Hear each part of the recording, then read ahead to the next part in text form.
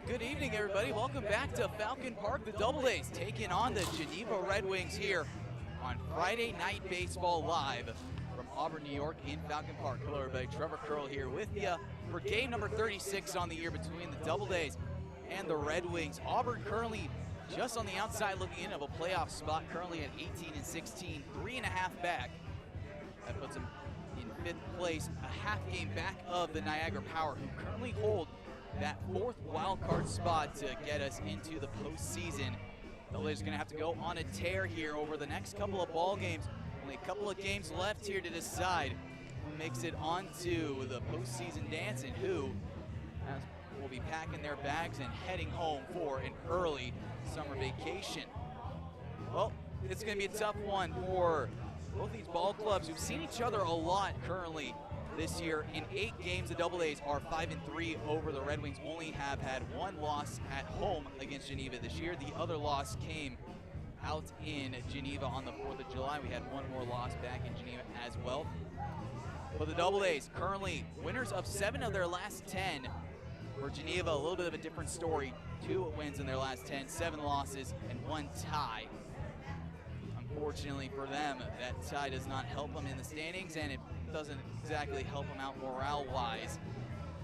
Ending in an extra inning game after not being able to score in the 10th inning after a California tiebreaker. Well, let's take a look at the starting lineups for tonight's ball game. First for the visitors in the Geneva Red Wings, as announced by manager Dan Munn. Leading things off will be the left fielder, Brandon Gelpe, batting 2nd. The catcher, Brennan Stabley, batting 3rd. The shortstop, Jager Nucci, batting 4th. The designated hitter, Brandon Begane, batting 5th. The right fielder, Wyatt Pichette, batting 6th. The third baseman, Cameron Boardman, batting 7th. The first baseman, Daniel Scalaro, batting 8th. The center fielder, Nate Milk, batting 9th. The second baseman, Birch Herring Jackson, and rounding off the order, batting 10th, the extra hitter, John Aller. Doubledays will face Nicholas Franceschi. We'll have a little bit more on him coming out of the break. Let's take a look at the Doubledays lineup as announced by manager Ben Julian. Leading things off will be the third baseman, Carson Gross, batting 2nd. The second baseman, Fernando Espinal, batting 3rd. The designated hitter, Hazel Martinez, batting 4th. The catcher, Bobby Stang, batting 5th. The first baseman, Garrett Prosper, batting 6th. The right fielder, A.J. Wenrich, batting 7th. The left fielder, Christian Malillo, batting 8th. The extra hitter, your hero last night, James Mason, batting 9th. The second baseman, and your winner in last night's ball game, Michael Woolley, batting 10th, and rounding off the order, the center fielder, Emil Sander. Well, the Doubledays will be going out in their home whites, Geneva in their road grays. We'll have a little talk from skipper Ben Julian before the start of the starting lineups are announced by PA announcer. Fans are starting to pile their way in. Auburn and KC, the mascots, are making their way around the main concourse, but other than that, we are just moments away from Doubledays baseball. We'll take a quick break up here, and then we will see you for lineups, first pitch, and the rest of the action here on this Friday evening in Auburn.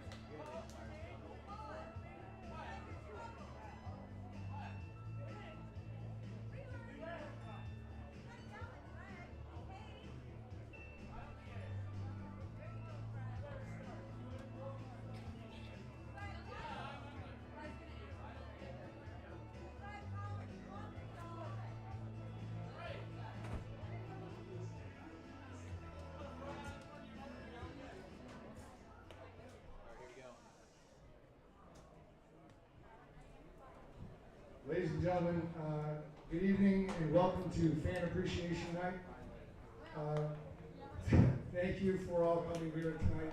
And realistically, for the past 3 years, this iteration of Doubledays has been the benefit of not only a beautiful ballpark, but some of the most amazing fans in the nation. And give yourselves a hand, please.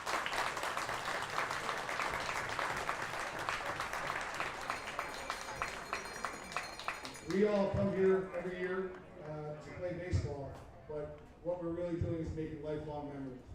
And those memories are in place because of the people like you that come out and support us every single night. We've had our ups and downs on the field, but every single day that we come out to this field, this ballpark, this city turns out and gives us and shows us a tremendous amount of love. For all of that, and for the lifelong memories that you have created for me personally over the last 3 years, and for every single one of these guys, we all say thank you very much, and we love you. Thank you.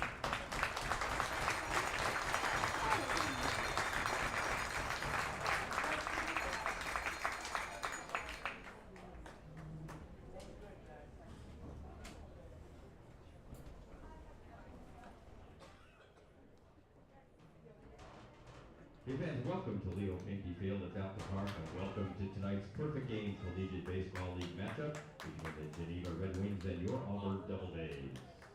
Ladies and gentlemen, the student athletes of the Perfect Game CBL ask fans to support the goals of good sportsmanship. Please help them to maintain a positive, competitive atmosphere as they strive to reach their potential as athletes. Courtesy to officials, coaches, and competitors is expected. Profanity, racial, or sexist comments, taunting, and intimidating actions are expressions of poor sportsmanship and are grounds for removal from this venue. We appreciate and thank you for your support and encouragement. Be loud, be proud, and be positive.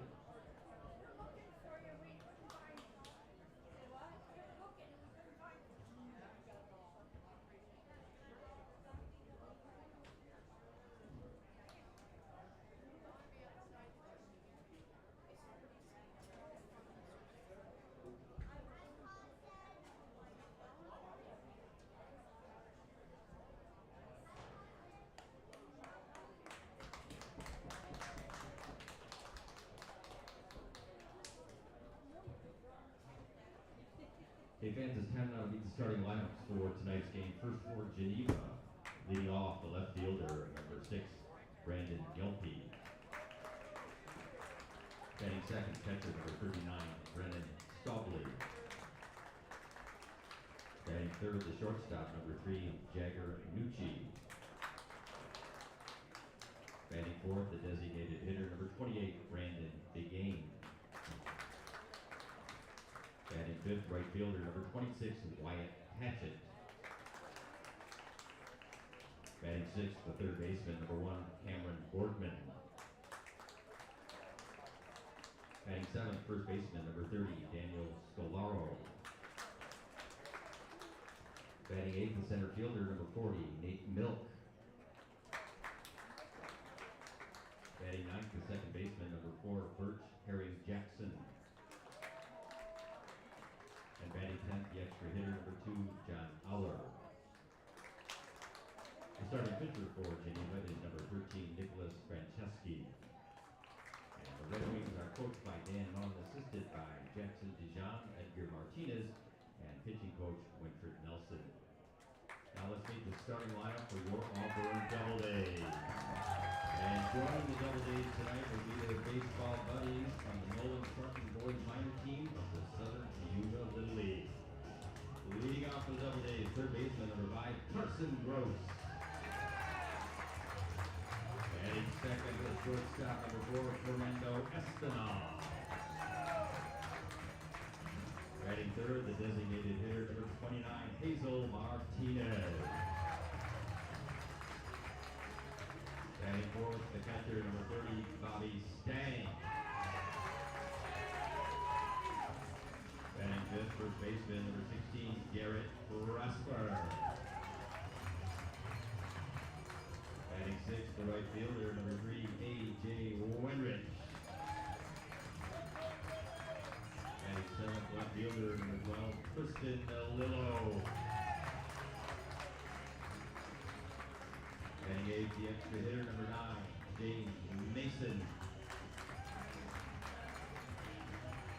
Batting 9th, the second baseman, number 23, Michael Woolley. And batting 10th, center fielder, number 34, Emil Sander. Starting pitcher for the Doubledays is number 37, Huxley Holcomb. The Doubledays are coached by Ben Julian, assisted by Logan Matson, and pitching coach Steve LaRose.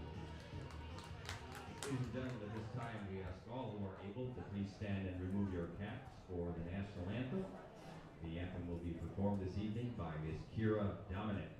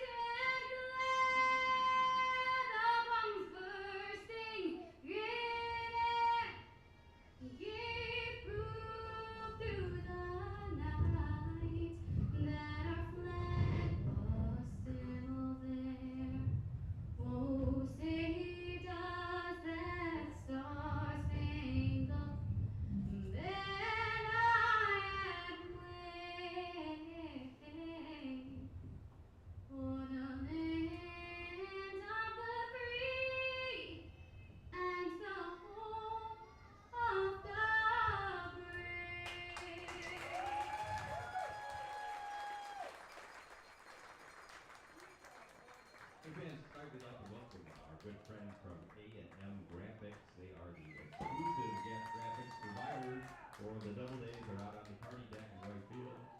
And to throw out the first pitch, representing A&M Graphics, let's welcome Miss Hadley Ferguson.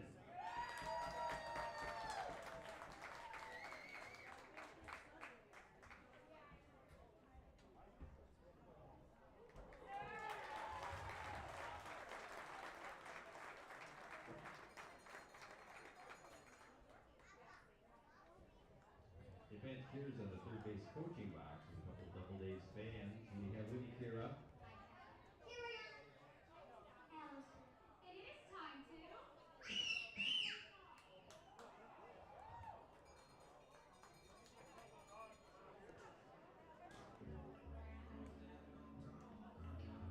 And welcome back to Falcon Park. The Doubledays have taken the field behind Huxley Holcomb. Let's see how they'll line up defensively. Starting in the outfield from left to right, Christian Malillo out in left field. Emil Sander will patrol center.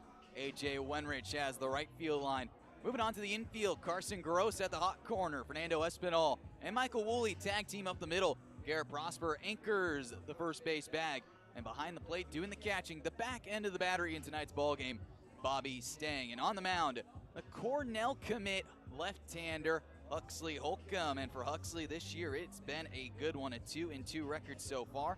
An ERA of 2.25 in 32 innings pitched. He's given up 19 hits, 9 runs, 8 of them earned, has walked 14, struck out 35, and opponents batting .209 against the left-hander this year. And for his performance so far this year, Huxley has earned himself the top 5 pitcher in the PGCBL league rankings. As here comes Brandon Gelpy, the leadoff man for the Red Wings, to begin the ball game here inside a windy day in Falcon Park. Winds blowing in from left to right, headed down the right field line. It is a nice and calm 71 degrees with just a little humidity in the air. The Red Wings in their road grays, the Doubledays in their home whites to begin this Friday night. Here comes the left-hander's first pitch on the way, swung on and missed. Off-speed pitch pulls the string on Gelpy, and the count is 0-1. Gelpy so far this year batting .294 with an on-base percentage of .429. The left-hander looks in, gets his sign. Bobby sets up away. Here comes the 0-1 pitch on the way from Huxley. Fastball spiked in the dirt for ball one. 1 ball and 1 strike, evens up the count.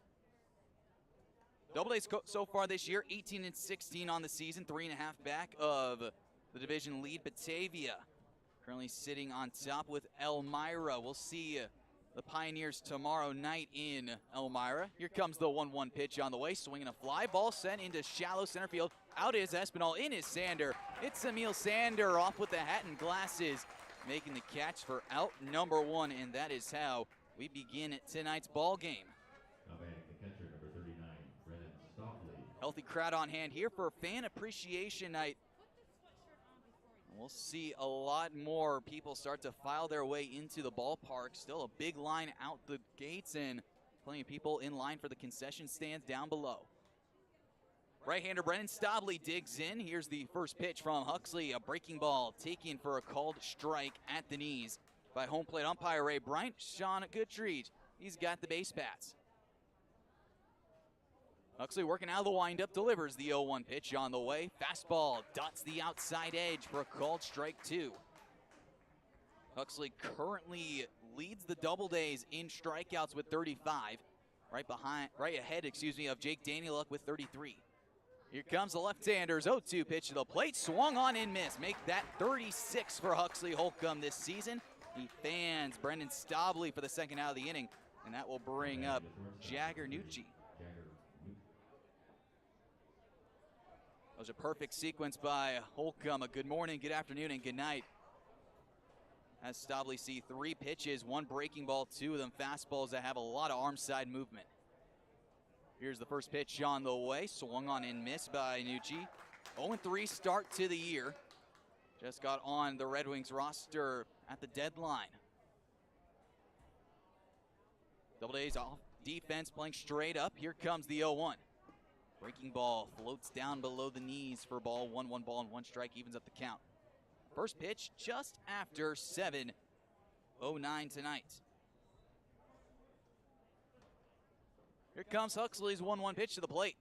Swinging a foul back to the screen, and now the count goes ahead in Holcomb's favor at 1 ball and 2 strikes.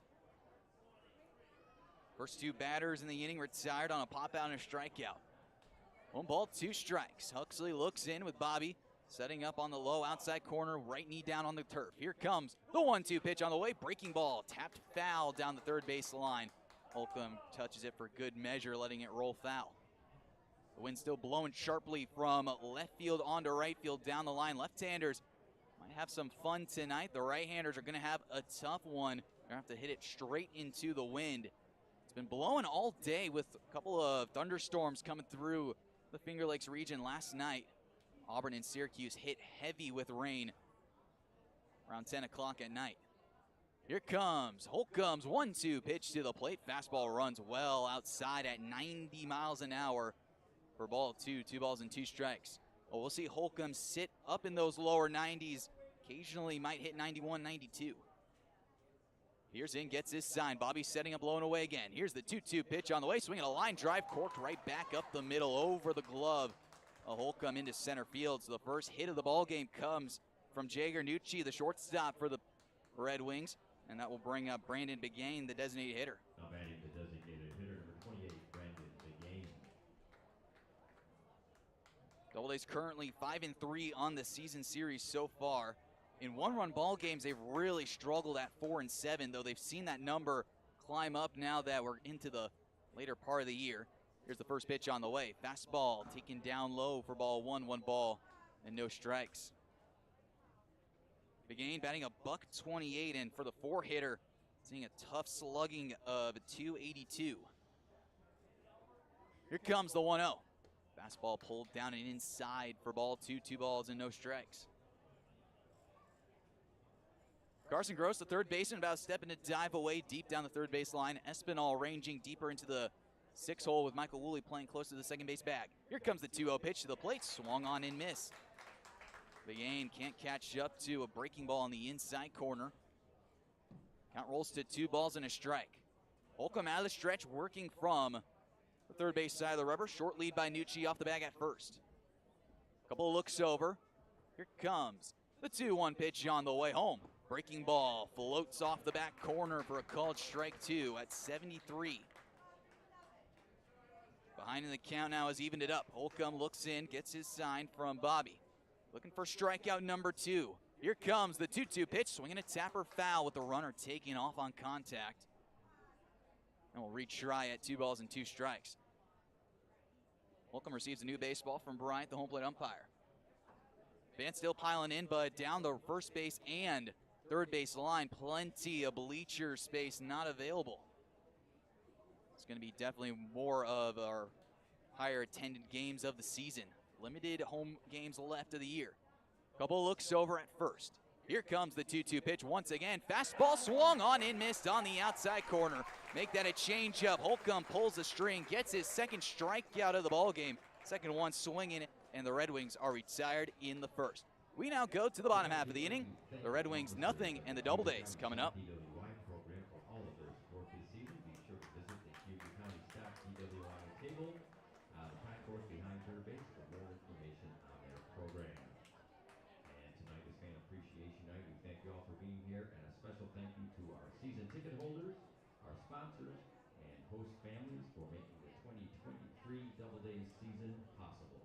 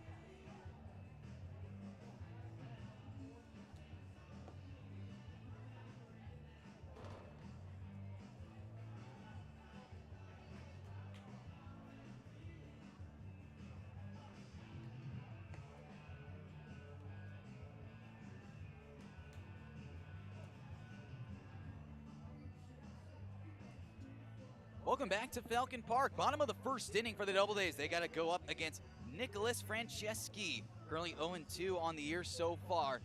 The 7.11 ERA in 19 innings pitched. He's given up 14 hits, 15 runs. They're all earned. Walked 24, struck out 25. And opponents batting .203 on the right-hander this year. Let's take a look at the defensive alignment for the Red Wings going up against the Doubledays. Starting from left to right, Brandon Gelpy in left field, Nate Milk in center, Wyatt Pichette in right, Cameron Boardman, Jagger Noguchi, Birch Herring Jackson at second, Daniel Scalaro at first base, and behind the plate doing the catching, Brennan Stobley. Switch hitter Carson Gross will lead us off here in the bottom half of the first inning. Doing a little scoreboard watching, Elmira versus Niagara in Niagara, currently a 1-1 ball game in the bottom half of the fourth inning. Switch hitter works in from the left-hand side. The first pitch on the way is a fastball taken on the outside corner, called strike 0-1. Carson against right-handers has been certainly a lot better at .284 with .356 on base percentage. Here comes the 0-1 pitch on the way. Breaking ball loops over the outside corner for a called strike 2. Overall in the season so far for Carson, batting .239 with a couple of doubles and a triple. 10 RBIs, has walked 15 times. The right-hander looks in. Here comes the 0-2 pitch out of the windup. Fastball runs above the eyes for ball one. 1 ball in 2 strikes. Carson with 10 stolen bags on the year, only caught twice. Love to get his speed aboard. Here comes the 1-2 pitch coming home. Swinging a line drive into right field that sneaks on by Jackson's glove and picked up by Wyatt Pichette. Carson Gross and his 10 stolen bags are aboard to lead off the Doubledays in the bottom half of the first inning. And that will bring up the shortstop, Fernando Espinal. Fernando starting to pick things up since joining the Doubledays a couple of weeks ago. Batting .227 to start the year, 6 RBIs, has walked 6 times. Getting on base at a .469, slugging at .227. Carson with a healthy lead off first base. This Red Wings defense knows he will run. First pitch, fastball taken for a called strike at the knees. 0-1 the count on Fernando. Cayuga College alumni, went to Wilmington, North Carolina to play for the Wilmington Sharks in the Coastal Plains League. Didn't get the playing time he liked, came back to the Finger Lakes, found an open home here in Auburn. Here comes the 0-1 with Carson taking off. Pitch misses in the dirt, gets away. Gross takes a turnaround second base, but he slowed up too much. He heads it back to second base. But he does collect stolen base number 11 and is in scoring position with nobody out. A 1-1 count to Fernando with that fastball missing down and inside. Perfect opportunity for Fernando to pick up RBI number 7. Maybe just moving over Carson at the minimal to give Hazel Martinez a chance. Fernando, a commit to Lenore Rhine, a powerhouse Division II in North Carolina. Couple looks over at second, the 1-1. Swinging a line drive into right field. That's getting down for a base hit. Gross getting the way around. Now a late stop sign. The throw comes all the way through the plate. Fernando Espinal gets Carson 90 feet away and collects his first base hit of the ball game. Runners at the corners with nobody out, and that will bring up the always dangerous Hazel Martinez. Well, if there's anybody you want up in this situation to begin the ball game, why not Hazel Martinez? Been a great year with runners in scoring position, batting .318 with 22 at-bats with 17 RBIs. Infield drawn halfway. Here's the first pitch. Fastball taken just a tick outside for ball one. 1 ball and no strikes. Hazel, left-handed batter. Also a Cayuga College alumni, played with Fernando at Union College in Tennessee. The 1-0 pitch. Swinging a line drive. What a diving stop by Daniel Scolaro. He ranges back to first base and has Espinal doubled up. Martinez stung it right to the first baseman. A step and a dive into the 4-hole. Took away extra bases and a run scored. Opportunity. Tough break for the Doubledays. That will bring up Bobby Stang with a runner on third and 2 away. Well, Martinez hit that as right on the button. Nothing else to say. Scolaro was right there at point blank range, leaning in after holding on the runner. Here's the first pitch to Bobby. Breaking ball snaps off in the dirt for ball 1. 1 ball and no strikes. Tough break indeed to get back-to-back singles, runners at the corners, and now it takes a base hit, an error, or maybe even a wild pitch pass ball to get Carson in from third. Infield pulled around to the right-hand side. Here comes the 1-0. Fastball taken down low for ball 2, 2-0. Doesn't make it any easier with Garrett Prosper, the batter, due up next. The Doubledays' second best hitter with runners in scoring position this year. Here comes the 2-0. Breaking ball taken at the knees on the outside corner for a called first strike. It's now 2-1. As we mentioned, it's also Little League Day, so plenty of red jerseys running around the main concourse. Down the third base and first base lines looking for baseballs. Here comes the 2-1. Breaking ball pulled off the outside corner for ball 3, 3-1. You could imagine that Geneva might be trying to pitch around Bobby as much as they can. No one has hurt the Red Wings more this year than the Doubledays backstop. Here comes the 3-1 home. Fastball down in the dirt for ball 4, so a predictable walk to Bobby Stang. A rare walk as well, walk only 11 on the season, and that will bring up Garrett Prosper. Talk about a guy hitting well with runners in scoring position. 16 RBIs, batting .370 with a home run mixed in. He got that last week in game 1 against the Niagara Power. Deposited over the Generation sign in right field. Runners at the corners, the first pitch. Swinging a tapper back to the mound, and it's gloved up by Franceschi. He'll flip it over to first base. And just like that, the Doubledays' offensive production is retired in the bottom half of the second inning. Auburn gets a couple men on the corners, and an unfortunate double play and a ground out retires the side. We now go to the top half of the second. Both ball clubs looking at goose eggs on the board. 3 for $2 or 10 for $5. So please support the Doubledays while giving yourself a chance to take home some serious cash. Tonight's winning ticket will be drawn at the end of the 7th inning. And fans, we have a birthday in the ballpark tonight. Let's wish buzzer. You're probably not too shocked to hear that.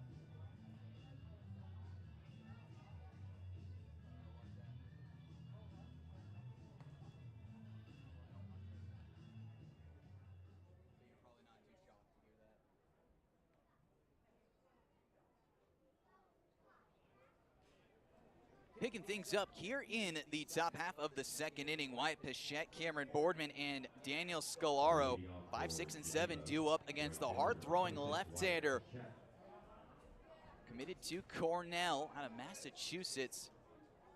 Two-way player entering into the Cornell baseball system. Dream school for Huxley to make it in as a engineering major. Here comes the first pitch on the way to Boardman. Breaking ball, make that Pichette, and it's taken on the outside corner for a called first strike, 0-1. And we saw Wyatt down on the field in the batting cage when the Doubledays were taking BP. Said hi to a couple of fellow teammates out of Lemoyne. Here comes the 0-1. Fastball runs a bit too tight down the inside corner. Backs away Pichette. Count evens up at 1. Huxley's fastball still looking alive at 90 miles an hour. He's touched that number a couple of times so far this evening. Here comes the 1-1 pitch on the way. Fastball bounces in inside for ball 2. 2 balls and a strike. The last time the Doubledays took on the Red Wings, you got to go back to last week. The 2-1 Doubledays loss here at home. Here comes the 2-1. Swinging a pop-up on the infield. Bobby staying off the mask, running out of room behind the plate. That will hit the top of the roof with a bang. Count evens up at 2 balls and 2 strikes. Back to the out-of-town scoreboard. We're in the top half of the 5th inning in Niagara. The Pioneers and the Power still equalized at 1-1. Doubledays, the best case scenario could be for both of those teams with a tie. Doubledays only a half game back out of that 4th wild card spot. Here comes the 2-2 pitch on the way. Breaking ball sent down the third baseline softly. Carson's got it on the run, wheels and fires across the diamond, and it's in time to get Pichette hustling down the first baseline, 1 away. And a fine play by the Doubledays third baseman. That will bring up Cameron Boardman, the third baseman. Boardman batting .205 in his short time with the Red Wings. Does get on base quite a lot at a .340 clip. So this Geneva offense has certainly found its struggles this year. First pitch from Holcomb is a ground ball right back to Huxley. He'll take it himself, a soft little flip over to first, and it's in time for the second out. That'll bring up Daniel Scalaro. Now batting the first baseman, number 30, Daniel Scalaro. Well, Geneva's offense has certainly been a rather weak performance. $175 overall. 95 runs scored, 170 hits, 40 stolen bags, walking 153 times, but the big number, the strikeouts at a 284. Here's the first pitch on the way, swung on and missed. Holcomb with a good breaking ball down low under the zone. Gets a swinging strike from Daniel Scalaro, who made a fine play at first base to double up Hazel Martinez and Fernando Espinal. Here comes the left-hander's 0-1. Swing and a miss. Fastball running inside, gets a swing and strike at 89. Holcomb 2 strikeouts already, has Scalaro in the palm of his hand at 0-2. Sigh of a breath working out of the windup. Kicks and deals the 0-2. Fastball off the plate, off the tip of the glove of Bobby Stang, and kicks away. Geneva off left-handers are struggling as well. Hitting a .149, only scoring 16 runs. Getting on base at a 300 even. Slugging of 215 and an OPS of 515. It's been a struggle this year, like we've mentioned previous times before. Here comes Holcomb's 1-2 pitch to the plate, swung on and missed. A good slider gets a swing and strike off the back foot. The third strikeout of the ball game for Holcomb. And he's starting to find his rhythm here in the top half of the second. We go to the bottom half of the inning. The Doubledays and the Red Wings still looking at zeros on the board.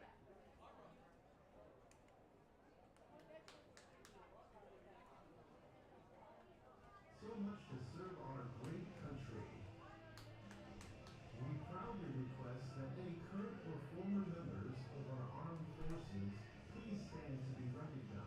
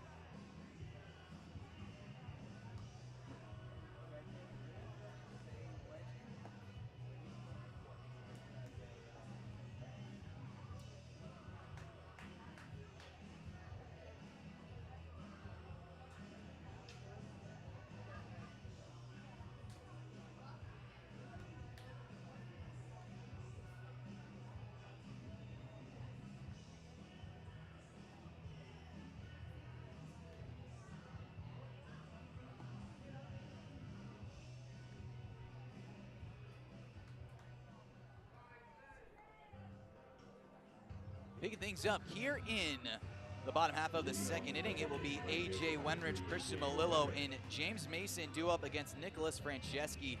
As we take a look at the out-of-town scoreboard once again, we are still tied up 1-1 in Niagara. Between the Pioneers and the Power, the Doubledays will take a look at Elmira tomorrow night on the road. Here comes Franceschi's first pitch on the way to Wenrich. It's a fastball that misses upstairs for ball 1. AJ's had his struggles this year, but has really picked it up in the month of July. Batting 170 with 7 doubles and a home run back on Sunday. Here's the 1-0. Fastball runs upstairs and a well high out of the zone for ball 2. The Doubledays offense this year has been playing a lot more electric than the Doubledays of last season. Here comes the 2-0 home. Fastball runs upstairs for ball 3. Doubledays offensive numbers last year as a team batted .233, scoring 219 runs. The 3-0. Fastball taken upstairs for ball 4. A.J. Wenrich aboard with a leadoff walk. Back-to-back innings, the leadoff batter has reached first, and that will bring up the switch hitter batting left-handed Christian Malillo. Number 12, Christian Malillo. 329 hits last year, 53 doubles, 13 triples, 5 home runs. Last year's error numbers at a 46. The Doubledays currently this year with 32. Puts them second in the league with the third best fielding percentage at a .971. Here's the right-hander's first pitch to Malillo. Swung on a foul back to the screen. Christian just behind. An 83-mile-an-hour fastball off the outside corner. For Christian this year, he had a red-hot middle to end of June. Currently batting .267, 2 doubles, 3 triples, a couple home runs. One of those came against the Red Wings in Geneva. Here comes the 0-1 with Wenrich taking off. Breaking ball bounces in, And AJ is able to tiptoe himself into second base with a stolen bag.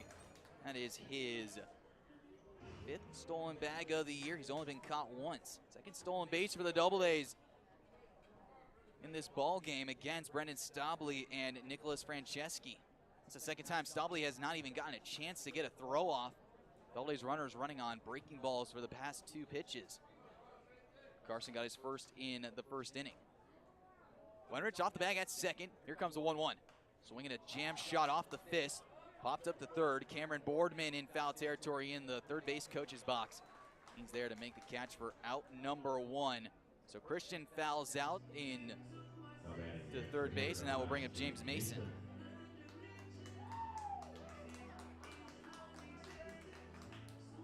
Mason got himself the game winner in last night's ball game, and it was an interesting game for the Doubledays third baseman last night, currently getting the EH job today.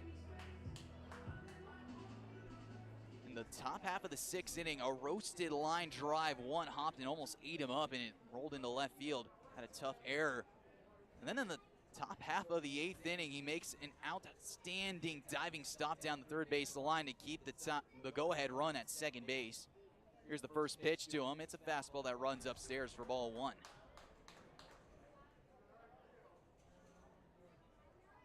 Kept the go-ahead run at second base, and then came up in the bottom half of the 8th inning and finished the job with a base hit down the right field line to score. James Bolton, the 1-0. Fastball runs upstairs for ball 2. 2 balls and no strikes to Mason. It's a 7-6 Doubledays win against the Finger Lake Lakers. Mason batting .273 on the year with 1 RBI. Wenrich back to the bag at second, the 2-0. Fastball pulls outside and high for ball 3, 3-0. Franceschi was struggling with the strike zone back in the 1st inning. This was laying cookies to the Doubledays' first 2 hitters. Hazel Martinez also found a good piece of the barrel, just ended up hitting it right to the first baseman. 3-0 pitch is a fastball taken on the outside corner that splits the edge for a called strike 1. 1 away with a runner at second base in a 0-0 ball game. Wind still blowing out to right field down the line in a beautiful little gust. Here comes the 3-1. Fastball runs upstairs for ball 4, so James Mason will send the bat down. Back to the Doubledays dugout and off with the elbow guard. He'll make his stroll down to first base. The double play is back in order with 1 away. That will bring up Michael Woolley. That's the second walk of the ball game for Franceschi. The sun still trying to break through the clouds down the third base line, back behind the Doubledays dugout. Some clouds still overhead. It's going to be an absolutely gorgeous evening for baseball. Shadows starting to creep in with the trees, blocking the entrance gate to the ballpark. Sun is blasting in the eyes of the infielders in the outfield in right. First baseman Scolaro and Jackson, the second baseman, without shades. The first pitch on the way to Michael Woolley is a fastball taken inside for ball 1. 1 ball, no strikes to the Doubledays second baseman. Michael Woolley had an absolutely incredible play on the mound last night. Got a ground ball, hit right back to him, swiped the glove behind him, kept the runner at second base. The 1-0. Swinging a ground ball back to the mound, over to shortstop. Nucci flips it to second for 1. The relay back to first base is not in time. James Mason is able to break up the double play at second base to keep the inning alive. Runners at the corners here with 2 away, and that will bring up now Emil Sander after the fielder's choice.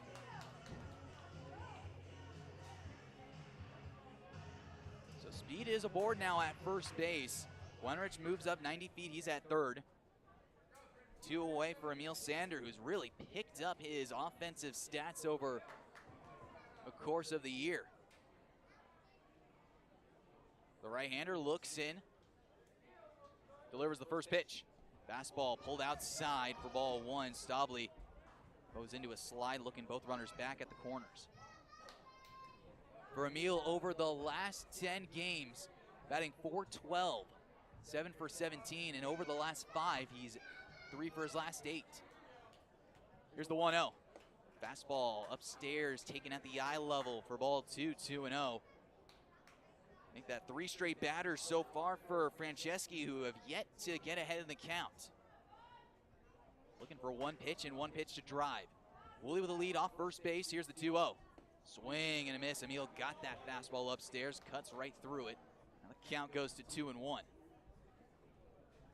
Top of the Doubledays order awaits with Carson Gross due up next if it gets to him with 2 away.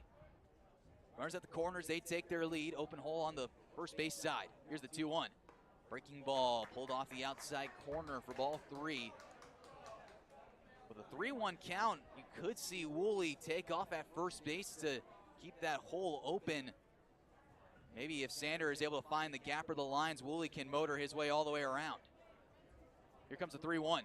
Fastball upstairs for ball 4. So the 3rd walk of the inning, 3rd walk of the ball game for Franceschi. Make that the 4th walk of the ball game. Brings the top of the order back up. Carson Gross has an opportunity with the bases loaded and 2 outs. Carson 1 for 3 when hitting with the bases loaded, has 4 RBIs, has a couple of sacrifice flies in those at-bats. Infield pulled around to the pull side. The first pitch. Fastball dots the outside corner at the knees for a called first strike, 0-1. This is a big spot in the ball game. The Doubledays don't want to leave any more runners on base. It's been their struggle this year. So far, have left 2 guys stranded today. Runners take their leads all around. Good speed everywhere. The 0-1. Breaking ball taken upstairs for ball 1, and the count evens up at 1-1. Wenrich aboard at 3rd base. He walked to lead off the inning. Michael Woolley at 2nd base on the fielder's choice. He's now at 2nd, and Emil Sander aboard at 1st base after the walk. Scalaro shielding his eyes from the sun. Here comes the 1-1 pitch home. Breaking ball taken on the belt for a called strike 2. Now Carson's going to have to battle and dig down deep. The on-base percentage for the Doubledays leadoff man at .373 this year. And he's done his damage against right-handers. Nowhere to put Carson, a ball and 2 strikes. The right-hander leans in, trying to get his sign from Stabley. Long hold. Now time is called as Carson wants an extra second out of the box. Franceschi trying to mess up the timing of the Doubledays leadoff man.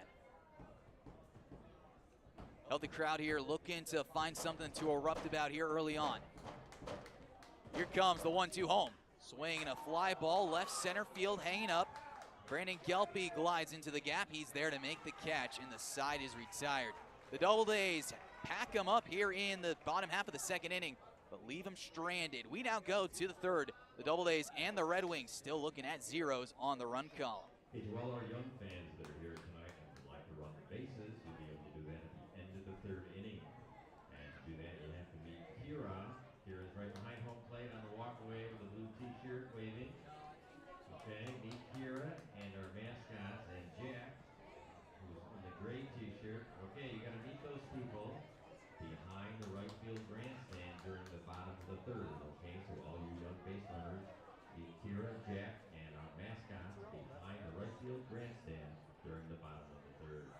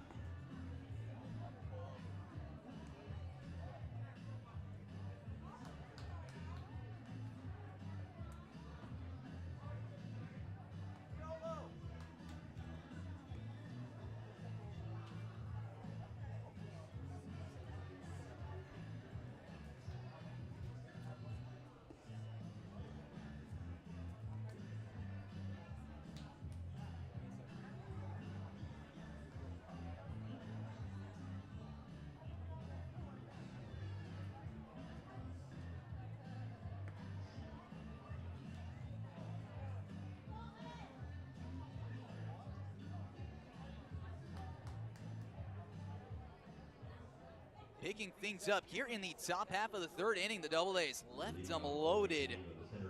Huxley Holcomb back out for his 3rd inning of work. He will face 8, 9, and 10. Nate Milk, Bert Herring Jackson, and John Aller.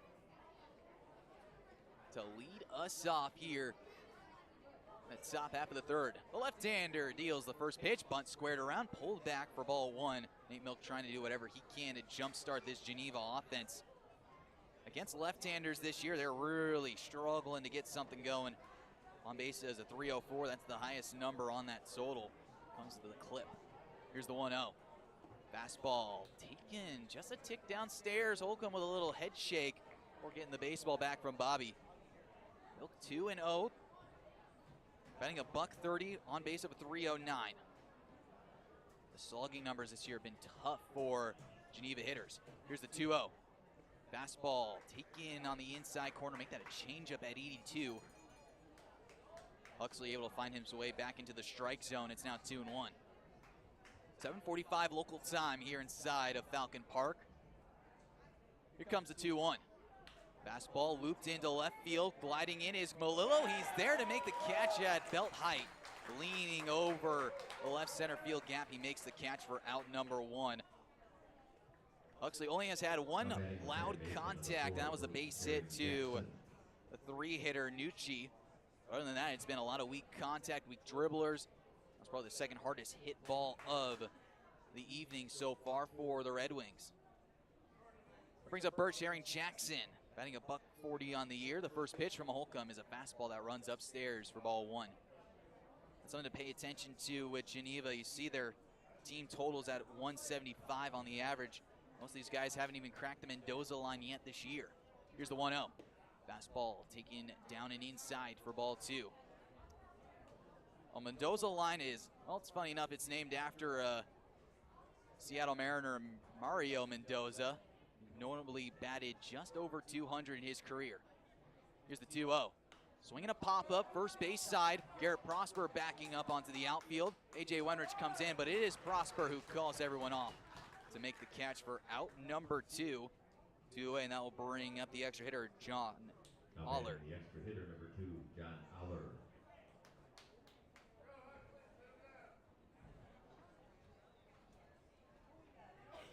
Holcomb getting through the first two guys here in the top of the third quite easily. First pitch is a breaking ball taken on the outside corner for a called first strike.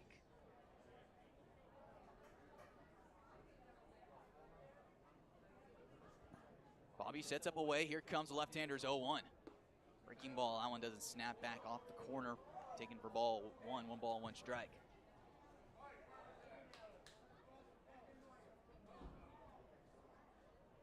Mario Mendoza spent a couple of seasons in Pittsburgh, Seattle, and Texas. 1-1 pitches, swung and missed on the outside corner. A good fastball by Holcomb at 88. Mendoza finished off his career with a .215 batting average. Negative 2.7 WAR. Here comes the 1-2 pitch on the way. Fastball pulled outside. Bobby tried to bring it back in the zone. Misses outside, and the count evens up at 2-2. On the Red Wings 10-hitter. Top of the order awaits on deck. Holcomb with a sigh of relief. Here comes the 2-2 pitch on the way. Breaking ball lined into left field, and that's going to fall out of the reach of Fernando Espinal into left field. The second hit of the ball game delivered by the Red Wings.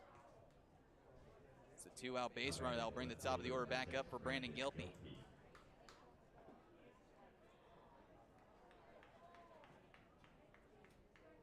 Mario Mendoza, his debut came on April 26, 1974 at the age of 23.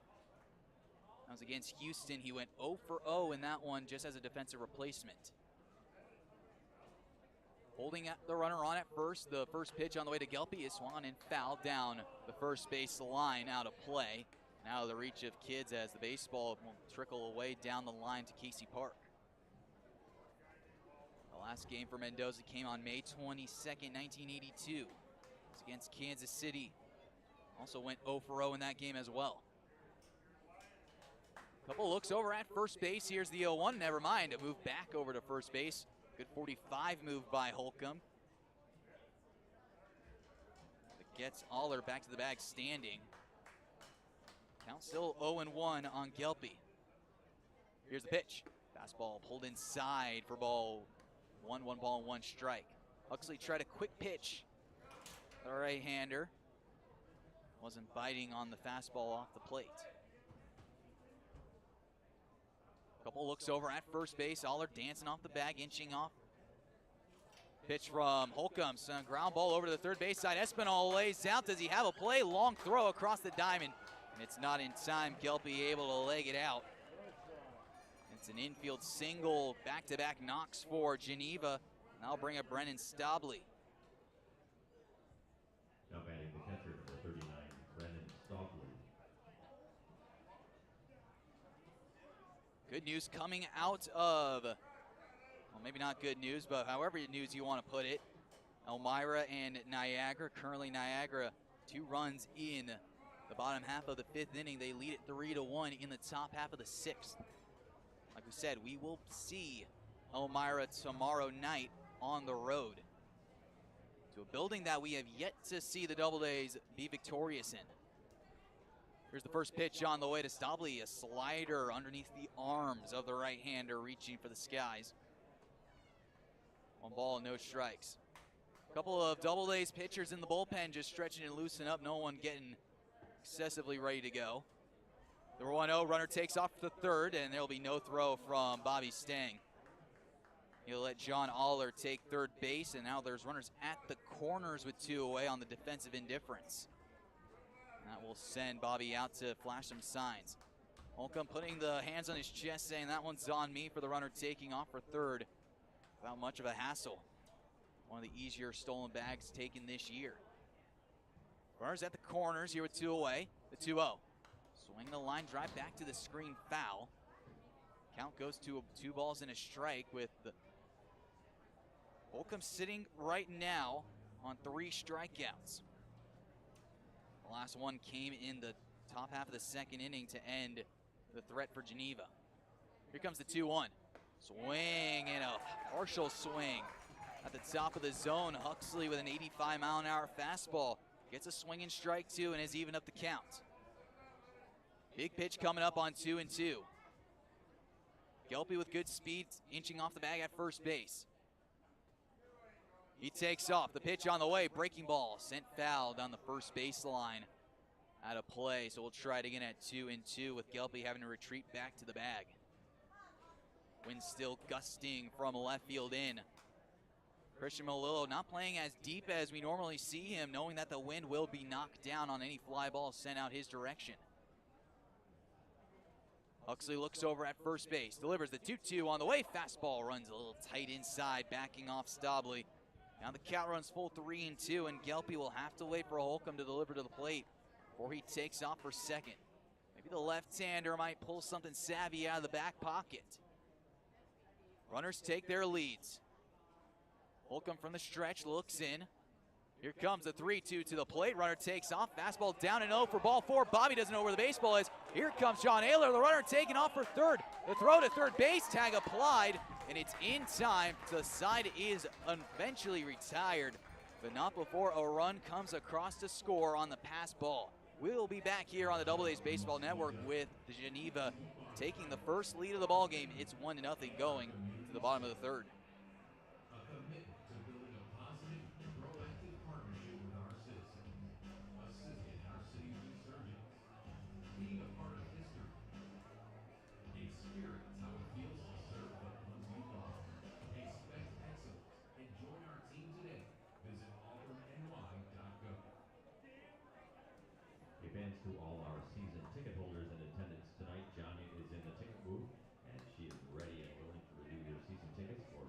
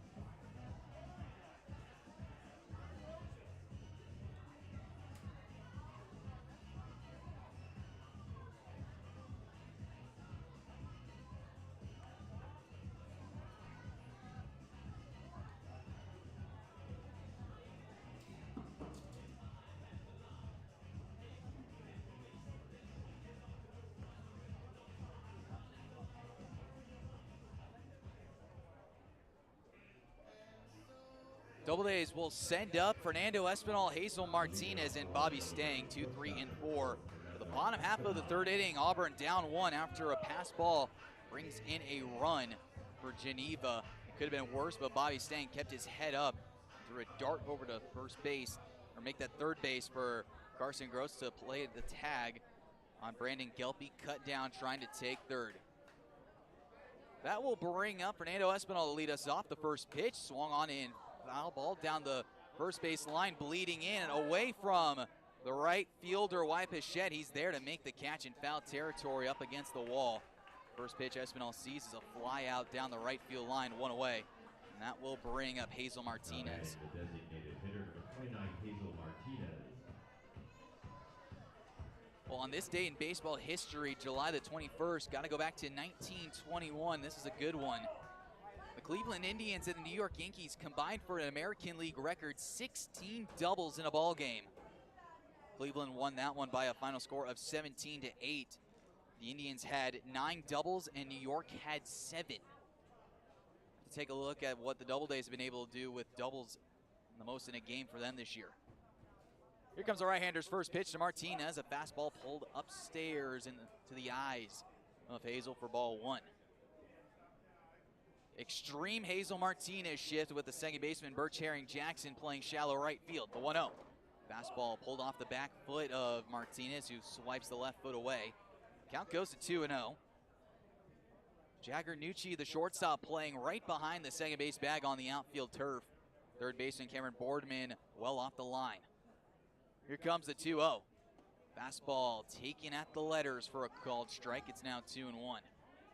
The Doubledays at home this year batting .241. They have scored 127 runs. 5 home runs, 53 extra base hits have been hit inside Falcon Park this year. Here comes the 2-1 home. Breaking ball taken upstairs for ball 3. Now the count turns to 3-1 on Hazel. Get something you can drive maybe elevated and see how far you can tattoo a baseball. A big wall in right field looks awfully appetizing. Here comes the 3-1. Fastball, that one a little too high for ball 4. So Hazel Martinez walks for the 22nd time this year. It is the 5th walk surrendered by Franceschi. One away with a runner at first, and that brings up Bobby Stang. And let's see if Bobby gets a chance to swing the bat here. Saw 5 pitches, 4 of them were balls, and they were pretty much all not competitive pitches to the plate. Trying all they can to pitch around Bobby. Here comes the first pitch. Fastball runs inside and upstairs for ball 1, 1 ball, and no strikes.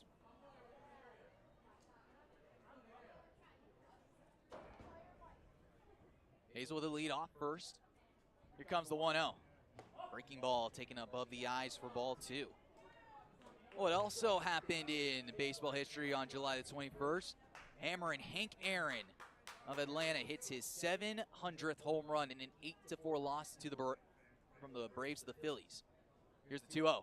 Fastball swung on and missed. Bobby well ahead of it. Comes up empty at 2-1, trying to get the Doubledays on the board and maybe with the lead with that swing. That home run number 700 came off Phillies pitcher Ken Brett. Hazel with his short lead off first base. Here comes the right-handers 2-1. Fastball yanked down low for ball 3. Another good hitter's count for Bobby, but if you're Geneva pitching, you might want to hold your horses on giving Bobby anything upstairs and inside. The wind has died down a lot to left field already. Here comes the 3-1 home. Fastball taken off the outside corner for ball 4. So the second time Bobby has walked. Hazel Martinez will motor his way to second base. Time is called as Dan Munn will have a quick word with his hurler. Nothing really going on in the Geneva bullpen yet. See a couple of guys making their way down the right field line and maybe starting to stretch now. The whole infield will come in, as that will bring up Garrett Prosper. He's 0 for 1. He grounded out to the first baseman, make that the pitcher, who flipped it to the first baseman his first time up. Back-to-back walks, 6 now on the ball game for Franceschi. Cannot leave the right-hander on the hook here. For Auburn this year against right-handers, we talked about the 242 average, the 144 runs, but the 61 extra base hits, the damage they've done power hitting this year has been through the roof. The team slugging percentage at a 349, a team OPS of 722. Combine that with 58 total doubles, squashing last year's record, putting a dent in the home run category as well. Prosper has an opportunity to tie this ball game up with Martinez aboard at second and Bobby off the bag at first base. Healthy leads by both runners. Left-handed Prosper getting another pull treatment. Everyone swung around to the pull side. The first pitch, fastball taken up and away for ball one. 1 ball and no strikes. Well, we are very familiar with the man behind the plate tonight, Ray Bryant. We've seen him quite a bit this year. We've seen this crew actually a lot this year. Goodrich out on the bases, currently behind the pitcher. Nucci playing in the back pocket of Hazel. The 1-0 pitch is a fastball taken on the outside corner, splits the outer edge. Evens up the count at 1-1. Cameron Boardman, the third baseman, playing well off the bag at third. Birch-Aaron Jackson now has moved back onto the infield turf, playing deep in the 6, make that the 4 hole. Here comes the right-handers, 1-1. Swung on and missed, a good breaking ball, bounces in. And Prosper's down in a 1-2 count, readjusts the helmet, grabs a little extra pine tar up the barrel of the bat. The left-hander digs himself in, waving the bat high above his helmet. Martinez with Nucci in his back pocket, Bobby off the bag at first base, Scalaro playing deep down the line. Here comes the 1-2. Fastball bounces in, but a good stop by Stabile keeps the baseball within arm's reach. Runners retreat back to their bags. 2-2 evens up the count. 1 away, Espinal led off the inning with the fly out down the right field line. Outfield playing deep with Nate Milk playing into the right center field gap. Couple looks over at second, Martinez inching off the bag. Here comes the 2-2 and a move back to second base. Everyone is back to their bags safely. Nucci just trying to keep Hazel somewhat close. Not the most fleet of foot, both of these runners. Have to kick it into 4th or 5th gear for them to really start motoring around. Right-hander looks over, back of the bag. Here comes the 2-2. Breaking ball, lined back to the screen, foul, and the fans behind home plate were thinking that they were going to see a baseball come right between their eyes. Couple of Doubledays back in the bullpen, just stretching. The Geneva bullpen is full with a right-hander starting to get loose. Still a great crowd on hand, ready to jump out of their seats. 2 balls, 2 strikes. We'll try it again. Martinez and Bobby take their leads. Here's the 2-2 to the plate. Fastball upstairs for ball 3, and Prosper in a very familiar territory. Full count, 3-2. Mentions Garrett's ability to hit with runners in scoring position this year, batting .370 with a home run and 16 runs batted in. The right-hander peers in. Here comes the 3-2. Fastball in the dirt for ball 4, and just like that, Franceschi has walked the bases loaded. That is the 7th walk of the ball game. And here comes A.J. Wenrich with the bases packed. A.J. walked back in the 2nd inning and stole a bag. This is A.J.'s 2nd at-bat with the bases loaded this year. He's 0 for 1 with an RBI. Make that his 3rd plate appearance then. Nowhere to put Wenrich. Martinez off the bag at 3rd. Bobby staying off the bag at 2nd. Garrett Prosper over at 1st. Here's the first pitch to Wenrich. Breaking ball taken upstairs for ball 1. Cameron Boardman, the 3rd baseman, playing up close and tight. Daniel Scalaro playing well off the first base bag in the 3.5 hole. Middle infielder's back, the 1-0. Swung on and missed. A good fastball over the outside corner. Gets the swing and strike. 1-1's the count. Well, if you're AJ, you're looking for something up in the zone, something you can drive out to the outfield somewhat deep enough to give Hazel a chance to come in and score. Well, you'll take a ball in the gap as well. Bobby should be able to score easily. The only question is, you got to find it in the right place for Garrett Prosper to wheel in. Here comes a 1-1. Fastball taken, maybe just a tick off the outside corner for a called strike 2. That was bullshit. 1 ball, 2 strikes, 1 away, bases packed. Doubledays down 1 in a 1-0 ball game. Bottom of the 3rd inning, still plenty of baseball to play, but plenty of opportunities on the board. The right-hander delivers. The 1-2 pitch on the way. Breaking ball taken upstairs, right above the letters for a called 3rd strike, and A.J. Wenrich will take the slow walk back to the dugout. 2 away, bases still packed, and now it's up to Christian Malillo if he can drive in a run. The left fielder, number 12, Christian Malillo. As the first strikeout of the game for Franceschi, and it's a big spot.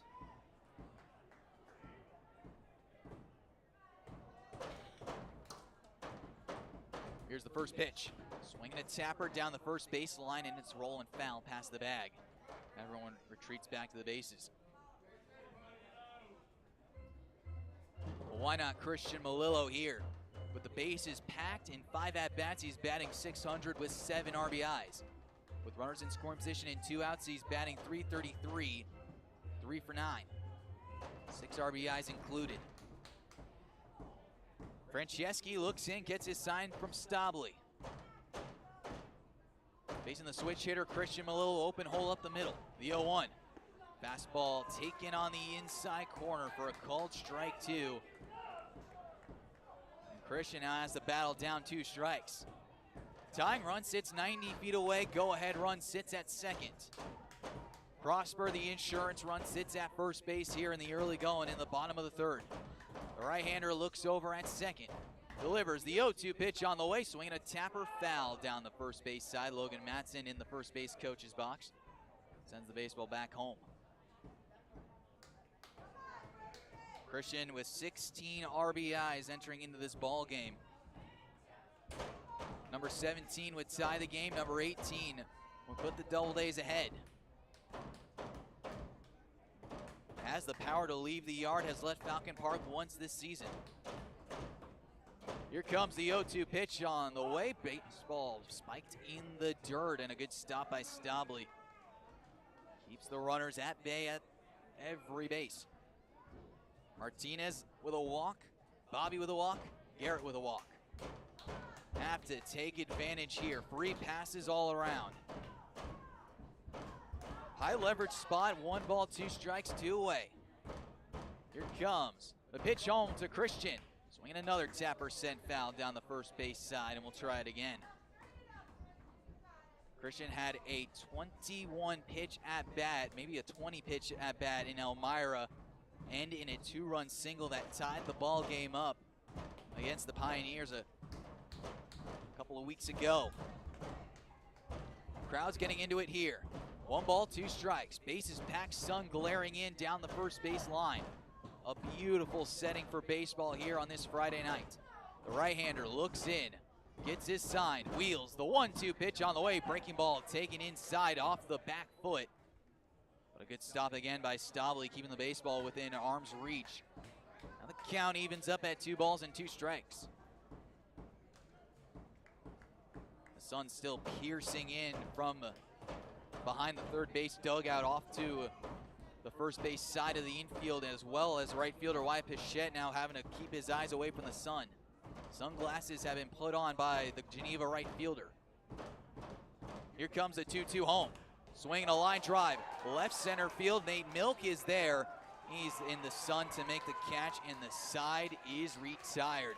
The Doubledays leave them loaded as we now go to the top of the 4th. Auburn down 1-0. That means it is base running time. So Kira's out at the right field gate with our base runners. Are they ready, Kira? Yes, they are. All right, let's count it down. 5, 4, 3, 2, 1.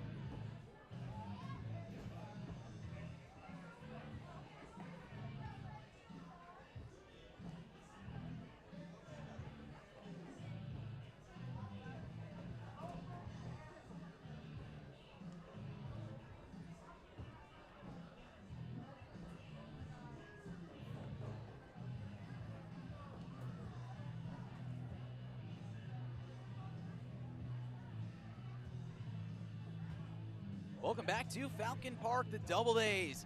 So far, it's been a tough one, leaving 8 men on base so far through the first 3 innings. Huxley Holcomb back out for another inning of work. He will have 2, 3, and 4. Brendan Stobley, who is hitting back in the top of the 3rd inning. When a pass ball led to a run scored, Bobby was able to throw the man out at third base trying to advance. So Stobley will pick up his at-bat now, 0-0 the count. Stobley, Nucci, and Pregame. Here comes Holcomb's first pitch on the way. Fastball taken down low and inside for ball 1. Currently, Elmira and Niagara still at a 3-1 ball game. Niagara with the lead. Here's the 1-0. Fastball taken down low, maybe a changeup actually for ball 2. Holcomb having to weigh a lot of the season on his shoulders here tonight. This is a big one for the Doubledays here at home. Only a couple of home games left this season. Here comes the 2-0. Swinging a pop-up, first base side, Prosper into the sun, down the first base line, now into right field. He's there and backs up to make the catch. 1 away, and that will bring up Jagger Nucci. Now batting designated hitter number 28, Brandon Pregame.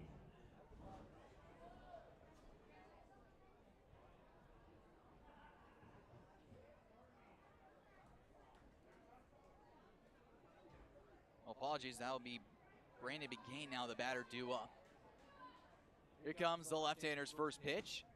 It's a breaking ball that catches the outside corner for a called strike, 0-1. Swear that could have been Stobley to lead things off. Oh, pop up down the first base line, out of play again. Bobby off of the mask, running out of room. This ball is going to hit the top of the roof of the dugout down the first base line and bounce up and into the crowd for strike 2.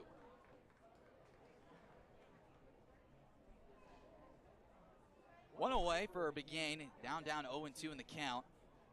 Wyatt Pichette, he's 0 for 1, he's on deck.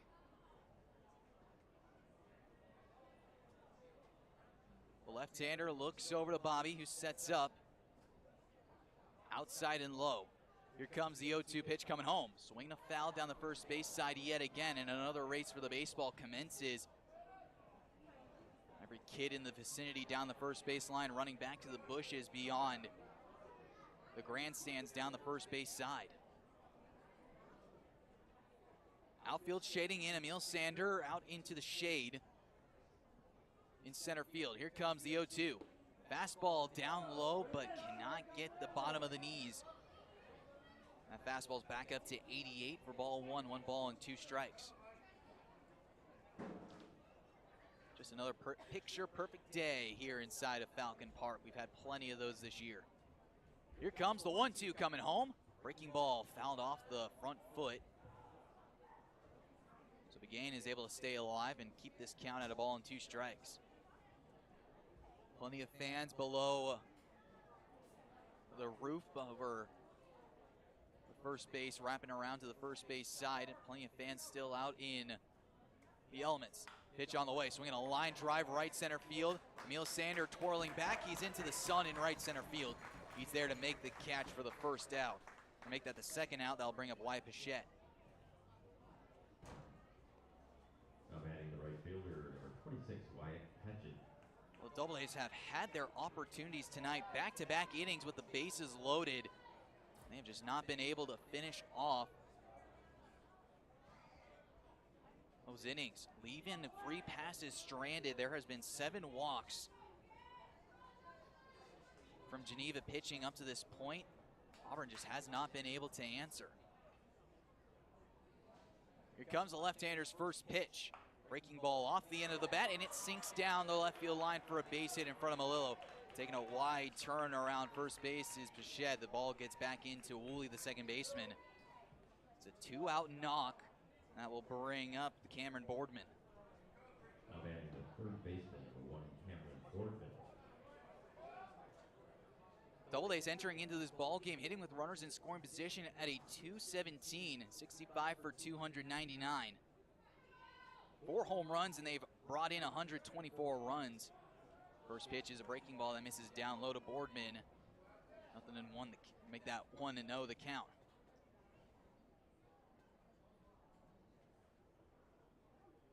Here's the 1-0.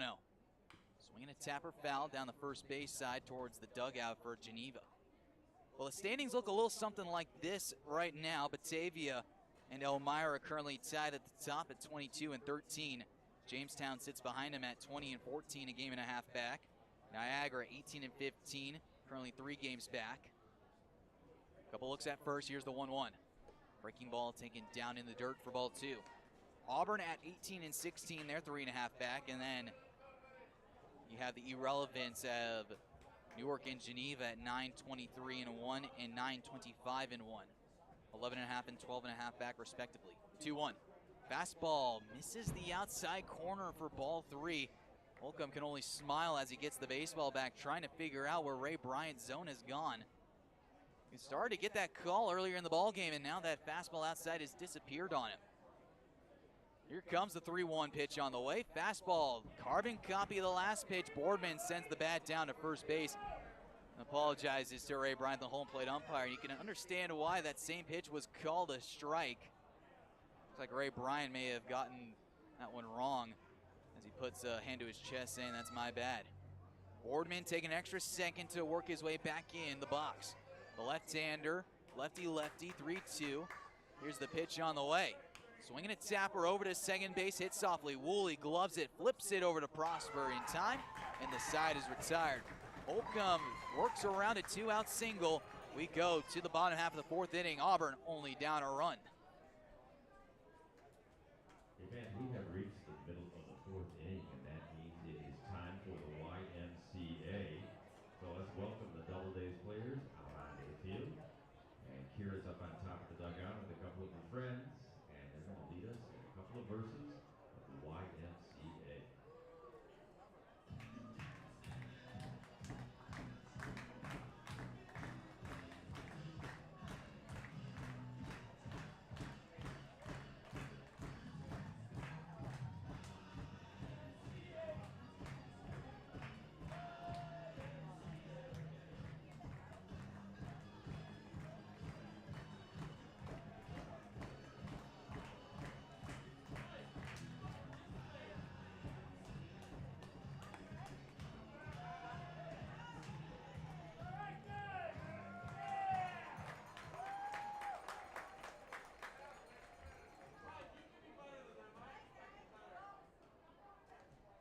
And fan appreciation, I would like to thank you all fans for being here tonight, and especially our season ticket holders, our sponsors, and the host families for making the 2023 Doubledays season possible.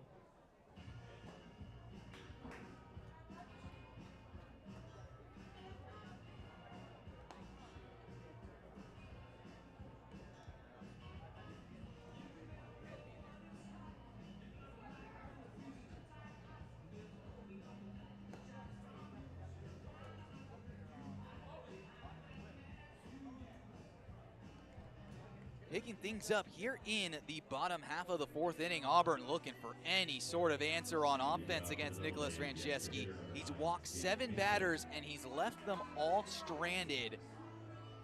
Doubledays have had some tough breaks as well in the bottom half of the 1st inning, but back-to-back innings of bases loaded baseball, nobody coming in to score. Got to find a way. Here comes James Mason to lead us off. The first pitch he sees is a ball off the fist into shallow center field. Birch Herring Jackson, the second baseman, goes back, and that's back-to-back innings where the Doubledays see one pitch and have the first out. Makes it tough for Michael Woolley. He's 0 for 1. He grounded to the second base, make that the shortstop back in the bottom of the 2nd.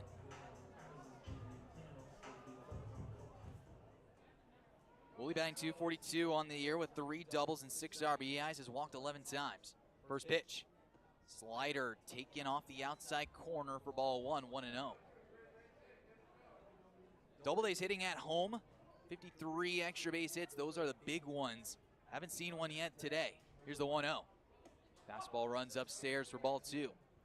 We have to take a look at how many extra base hits the Doubledays have hit in games.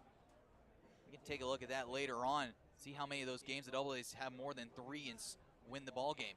Here comes the 2-0 pitch. It's a fastball taken on the outside corner for a called strike. It's now 2-1. Auburn with 3 goose eggs on the board here in the bottom of the 4th. Here comes the 2-1 pitch on the way to Woolley. Fastball pulled outside for ball 3, 3-1. That right-hander's back up and throwing in the Geneva bullpen. No telling how quickly Dan Munn will pull the plug on his starter. Here comes the 3-1. Fastball taken upstairs for ball 4. So walk number 8 with 1 away brings up Emil Sander, the 10-hitter. But the top of the order due up next. We'll see how aggressive Emil is. And that will bring out Dan Munn out to the mound. And that could be it for Franceschi tonight. And it looks like he will make the sign down the right field line. So Franceschi, after his 8th walk surrendered, that is it for him. We'll have a pitching change coming up here from Falcon Park. You're watching the Auburn baseball on the Doubledays Baseball Network.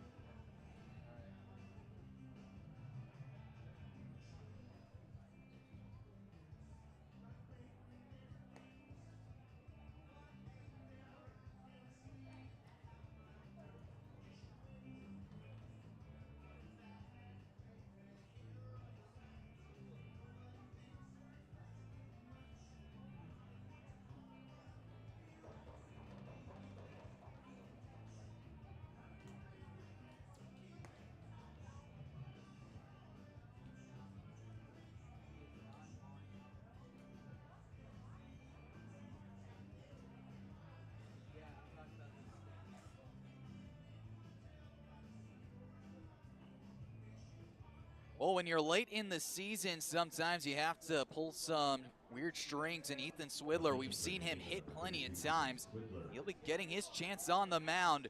Michael Woolley aboard at first base. A move over, back in diving safely as Woolley working out the pink tape on the wrist tonight. Said it was the only tape he had in his bag and said might as well use it. It's a great look, actually. Here comes the right-hander's pitch to Sander. Runner takes off, but a bunt is popped foul out of play. The bunt and run was on. Sander could not get the bunt down, and now it will change the game plan for the Doubledays. Now the third baseman, Cameron Boardman, will play even and maybe a step in from the bag at third. 1 away, 0-1 the count. Franceschi's responsible for Woolley at first base. He goes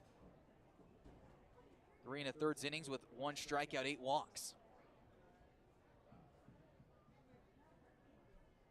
Here comes the 0-1. Woolley takes off. Bunt is again dropped down the first base line. It's off the fist of Sander this time, able to get it down, but it stays foul. Looks like it might have stung the back fingers a little bit, really shaking his hands off the barrel of the bat.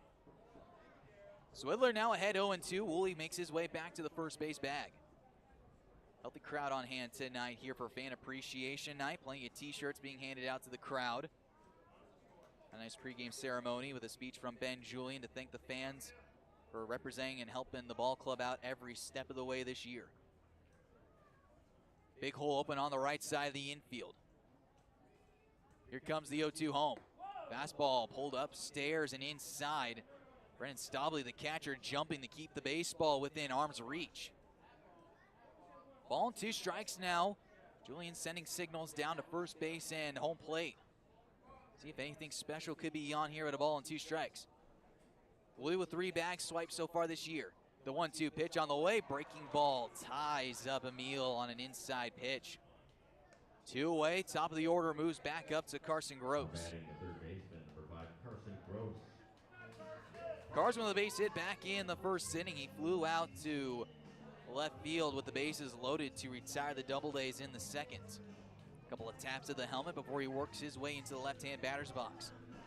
The switch hitter certainly swings the bat left-handed a little bit better this year. A mover to first base back in diving safely is Woolley. Carson also not too bad of a golfer, but swings it from the right side with the clubs.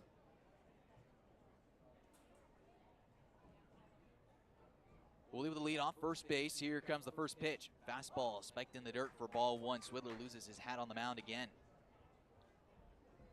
Did get the pleasure to go and play around with both Woolley and Carson.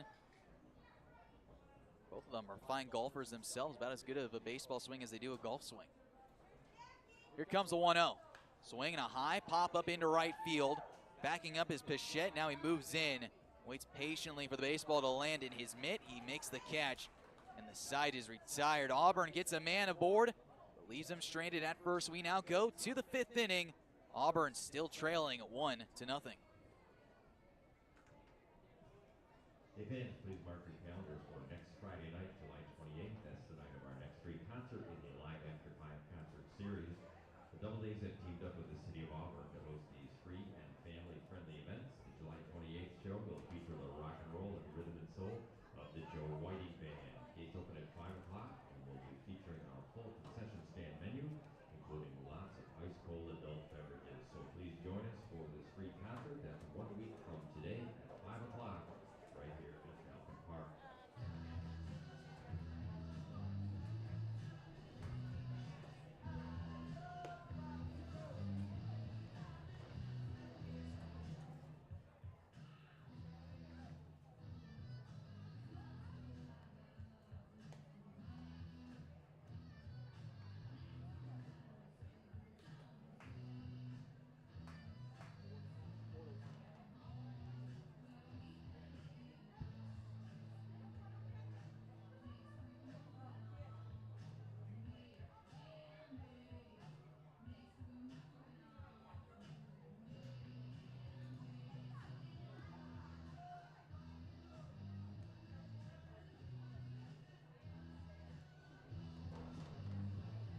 Picking things up here in the top half of the 5th inning. The Doubledays down 1-0 over the Red Wings.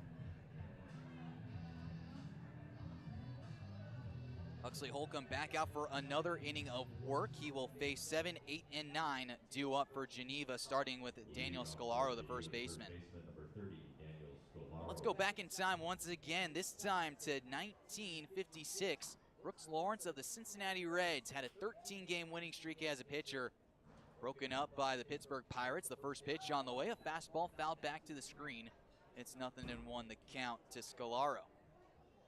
Well, the batter who hit that home run to end the 13-game winning streak, well, it's none other than Mr. 3000 himself, Roberto Clemente. 4-3, Pirates win. Here's the 0-1 pitch on the way, swung on and miss. A good changeup by Holcomb. Pulls the string on Scolaro. 0-2 the count. Holcomb with 3 strikeouts so far, 2 in the first inning and then 1 to end the second. Has not gotten one since then. Here comes the 0-2 pitch on the way. Fastball runs inside off the corner at 89 for ball 1. 1 ball and 2 strikes. Still some bodies in the Doubledays bullpen, all with sweatshirts on. Nobody has gotten up to move. Here comes the left-handers, 1-2 to the plate. Breaking ball looped down the left field line towards Melillo. He ranges over to make the catch with plenty of room. The Doubledays outfield playing shallow for a reason tonight, and that's another reason why. Off the end of the bat, little dump shot down the left field line. Nothing but a harmless line out, 1 away, and that will bring up Nate Milk. He lined out to left field himself back in the top of the 3rd inning. He's 0 for 1. Holcomb delivers the first pitch. Slider sent down the third baseline, foul. Past the third base coach, skipping away. Plenty of fans still on hand here tonight. Looking for something to get excited about for the home squad. Here comes the 0-1. Fastball taking a tick down low. Holcomb again with a smile on his face. It's exactly where he needs that fastball to be, not too hittable. It's tough when the home plate umpire is not giving you that bottom of the zone strike that you think you should be getting. With the windup, here comes the 1-1. Swinging a pop-up, first base side out of play, and another race for the baseball commences. Everyone down the first baseline running back to find themselves a 108-seamed souvenir. 1 ball, 2 strikes. Here in the top of the 5th inning in a 1-0 Geneva lead. The right-hander kicks and deals the 1-2 pitch. Swung on a high pop-up into center field. Emil Sander backing up, and settling under it to make the catch in medium depth left center field. 2 away, and that will bring up Birch Herring Jackson. Auburn with a very limited bullpen tonight. Currently 4 arms available. Jake Danieluk, Simon Aluko, Michael Sills, and Luke Lee. A couple of pitchers had to be used in yesterday's long exhibition game, only 7 innings. First pitch on the way to Jackson is a fastball that runs upstairs for ball 1. Geneva, 1 run in the 3rd inning. The Doubledays, 0s on the board. Here comes the 1-0. Breaking ball doesn't snap back over the outside corner for ball 2. Clean game defensively played so far by both ball clubs. Auburn, we mentioned, 32 errors. That makes them 2nd in the league in errors. 2-0. Fastball pulled outside for ball 3. Auburn, though, 3rd with fielding percentages at .971. Currently have turned the 2nd most double plays at 21. Geneva, a little bit different story. 58 errors as a total. .946 fielding percentage. Here's the 3-0. Fastball grooves on the inside corner for a called strike. It's now 3-1. Geneva only turning 14 double plays themselves. Bobby setting up low and away. Here comes the 3-1 pitch home. Fastball paints the corner for a called strike. It's now 3-2. Huxley trying to work a full count, get his ball club back to the bats. Here comes the windup. Kicks and deals from the tall left-hander. Swinging a foul ball sent down the right field line, tailing away from Wenrich. In foul territory, he makes the catch down the line. Gives a couple of high fives to the pitchers in the bullpen for Geneva. Looks like we will see ourselves a new right-hander coming into the ballgame. We'll take a quick break, but the Doubledays looking for offensive answers. They are down 1-0 going to the bottom of the 5th.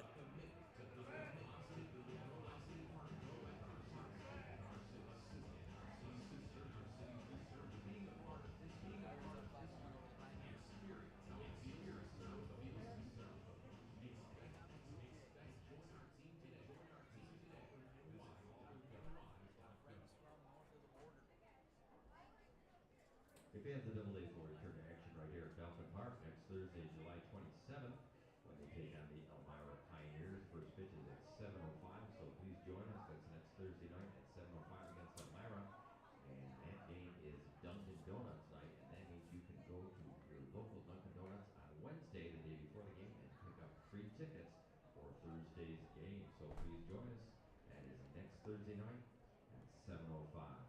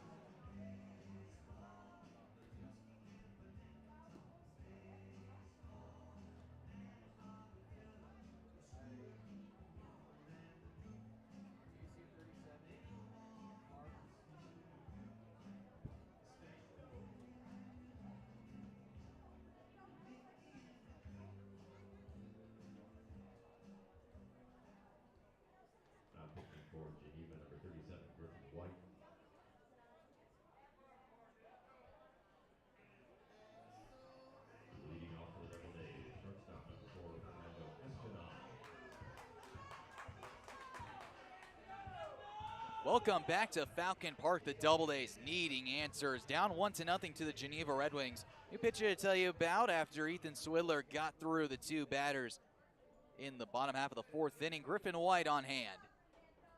The right-hander delivers the first pitch on the way to Fernando Espinal. It's taken outside for ball one. 1 ball and no strikes. For White so far this year, an 0-2 record and a 9.27 ERA. In 4 games, he started 8 1/3 innings. As a fastball is pulled outside for ball 2-0. He's given up 9 hits, 12 runs, 9 of them earned. Has walked 9, only struck out 5. Opponent's batting .281 on the year so far. Espinal in the driver's seat at 2-0. The right-hander delivers the pitch. Fastball taken low and away for ball 3, 3-0. 8 batters walked so far.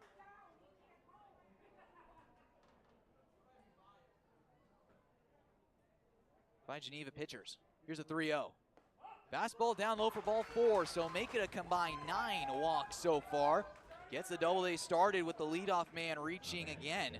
And here comes big old Hazel Martinez.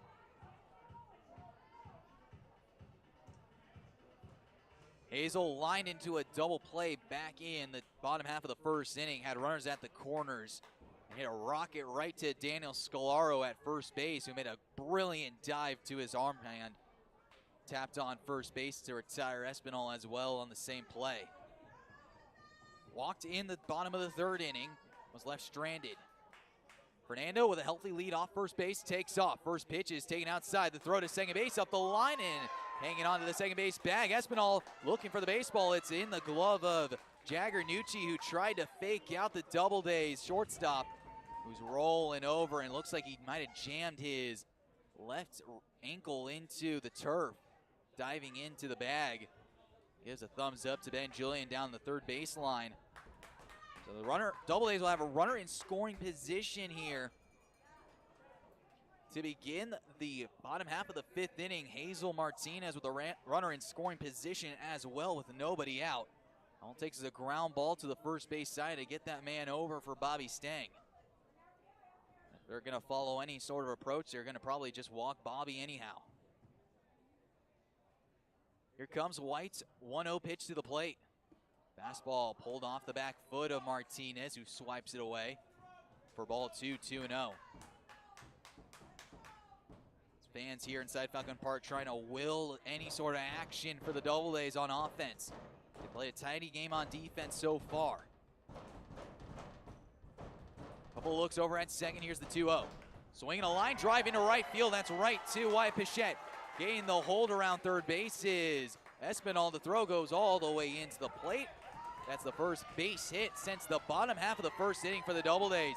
Delivered by Hazel Martinez. Runners at the corners and nobody out, and that brings up the man, Bobby Stang. I don't think there's anybody in the Auburn city limits more popular than the man coming to the plate right now. The talk of the town in the summer of 2023 has the tying run sitting 90 feet away at third with good speed in Fernando Espinal.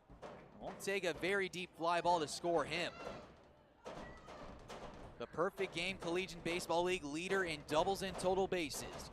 The right-hander's first pitch on the way. Fastball bounced in the dirt, but a good stop by Stavely. It's ball 1, 1-0. And what are the odds that Geneva just tries to pitch around Bobby Stang yet again? They feel more comfortable pitching to Garrett Prosper with the bases loaded than they do with Bobby Stang up with a runner in scoring position. That tells you a lot of respect you should have in the batter's box. This crowd is into it now, stomping their feet in the bleachers. The 1-0. Fastball pulled down low for ball 2. 2 balls and no strikes.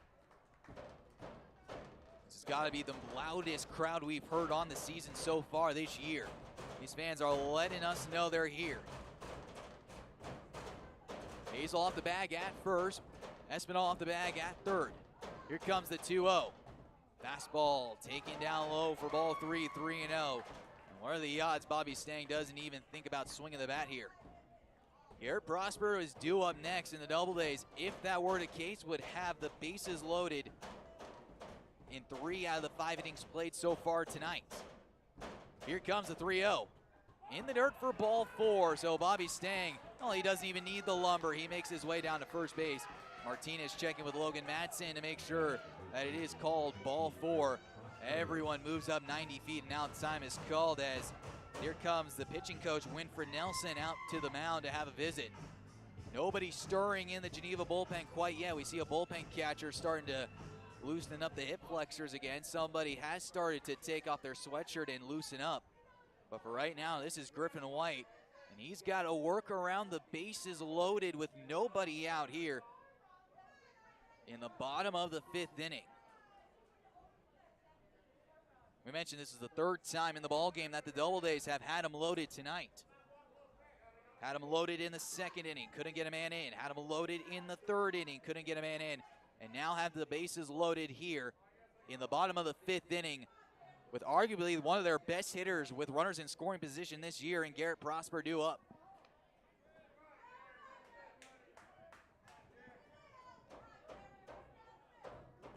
The right-hander Griffin White looks into the left-handed hitting Garrett Prosper. Runners take their leads off the bags. The right-hander takes a step off the rubber, now comes back on the first base side. Jackson, the second baseman, playing deep in the 4-hole. Corners playing in. Here comes the first pitch. Fastball runs outside for ball 1. 1 ball and no strikes. Shortstop Jagger Nucci playing right behind Hazel Martinez at second base. Can't move very far. Martinez, healthy lead off third base. Talking about Hazel at second, Bobby staying aboard at first. Here comes the 1-0. Swinging a pop-up foul over the home plate area, back to the main concourse down below. Oh, you talk about tension, this is it.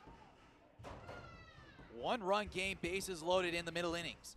Big turning spot here. High leverage for Griffin White. Here's the 1-1 pitch to the plate. Swinging another foul, back to the screen.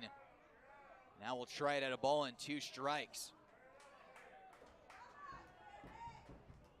This crowd continues to get their voices into this ball game.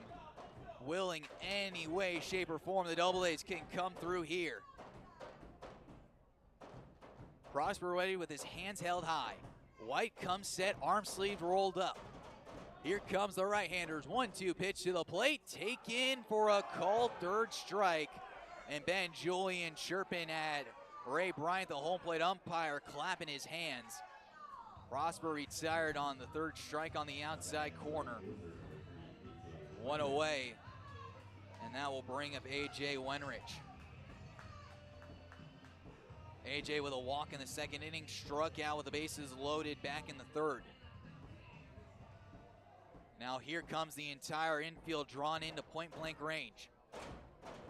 Scolaro, the bravest of them all, playing a couple of steps in on the infield turf. Here comes the first pitch to Wenrich. Swung on and missed. A good breaking ball, trying to go for it all. He comes up empty. It's 0-1. Well, the fans are letting the Doubledays offense hear it, trying to get them in. Bases are loaded, 1 away. Here comes the 0-1. Fastball runs up high above the letters for ball 1. 1 ball and 1 strike. Nobody throwing in the Geneva bullpen yet. A couple of guys making their way stretching. A left-hander has warming up for the Doubledays. It looks like it's Jake Danyluck. Clouds rolling in, dark overhead. The 1-1. Swung on and missed. Wenrich pulling the shoulder of a fastball inside. He comes up empty. Now the count rolls to a ball and 2 strikes. Anything hit hard should get this run in. Anything hit medium depth in the outfield should get this run in. Runners take their leads everywhere, nowhere to go. Here comes the 1-2 pitch to the plate. Swung on and missed. Back-to-back strikeouts. Wenrich retired on strikes for back-to-back at-bats. It all comes down to Christian Melillo again.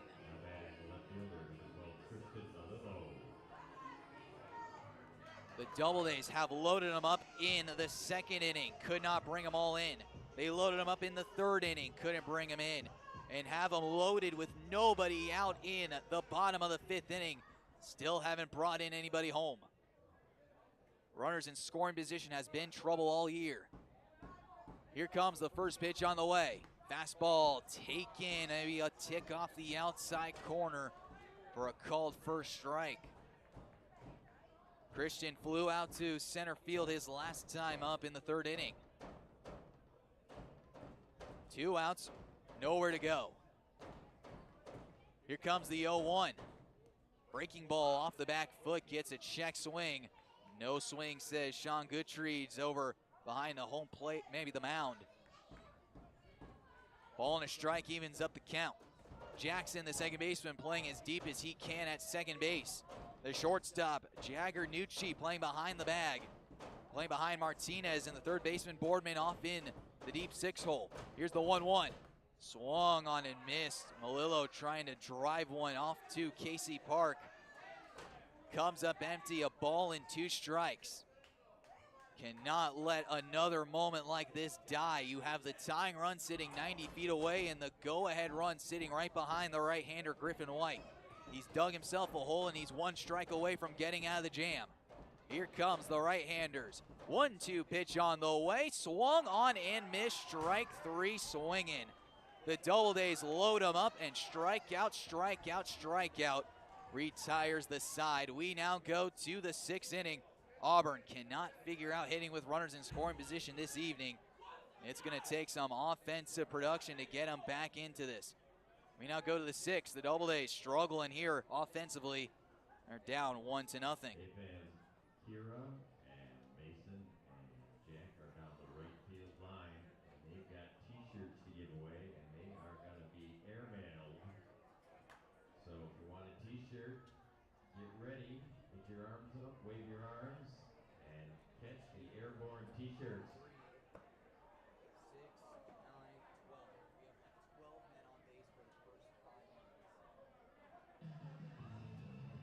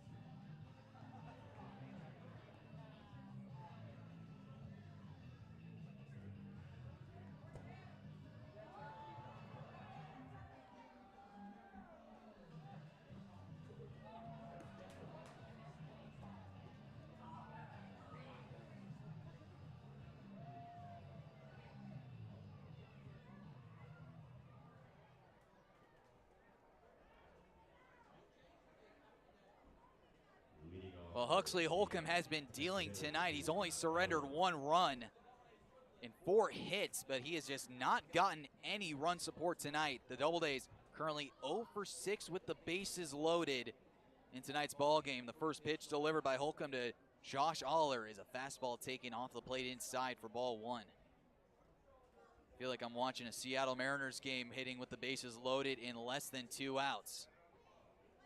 It has been a tough year with hitting with runners in scoring position this year. Here's the 1-0 pitch, swung on and foul back to the screen. Now the count evens up at 1-1.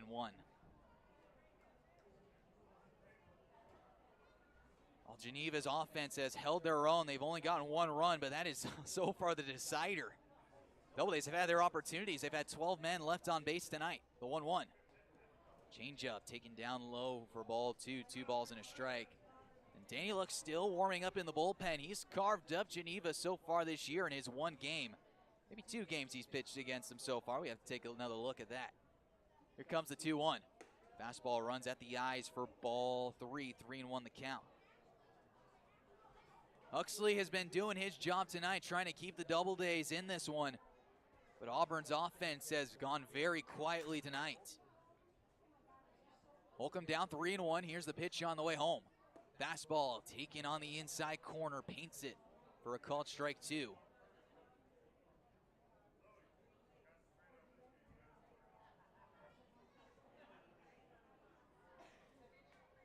Bobby sets up away off the corner. Here comes the 3-2. Fastball taken for a call. Third strike at the knees. That is strikeout number 4 on the ball game for Huxley Holcomb. One away, and that brings the top of the order back up for Brandon Gelpy.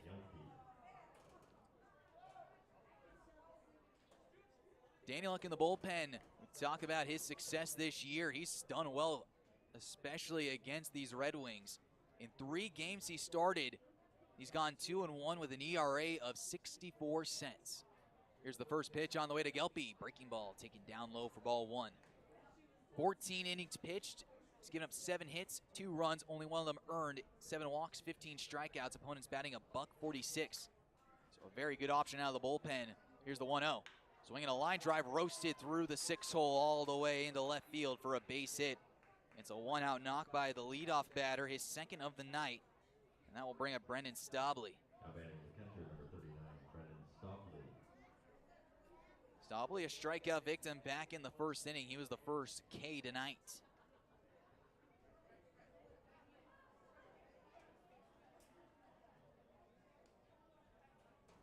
Auburn pitching so far this year, a .355 team ERA in 268 innings and 2/3 entering into this ball game. Couple looks over at first. Here's the pitch. Runner takes off, swing and a miss. The throw to second base is a dot, and it's in time to get Brandon Gelpy. Bobby Stang takes the gun out of the holster and sends the man back to the bench. Oh, Bobby has thrown a lot of runners out over the course of this week. Jamestown sent everyone back on Sunday, and Bobby is there picking everyone off left, right, and center. No one has successfully stolen the bag off Bobby in a while. The 0-1 pitch, make that the 1-1 pitch is swung on and missed. Ball and 2 strikes, the count to Stobley.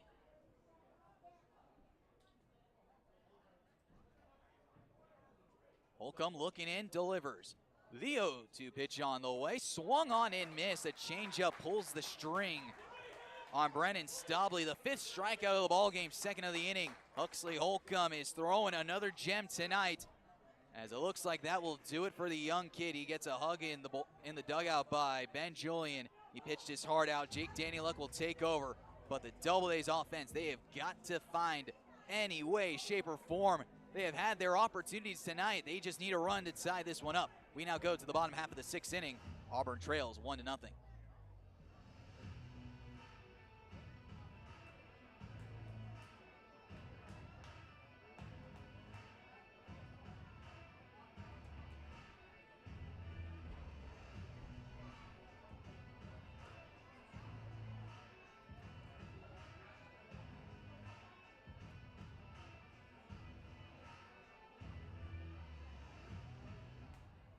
Hey fans, the concession stand is still open, but will be closing shortly. Lots of great food and drinks are still available, so hustle on over there if you're hungry or thirsty before they close down for the evening.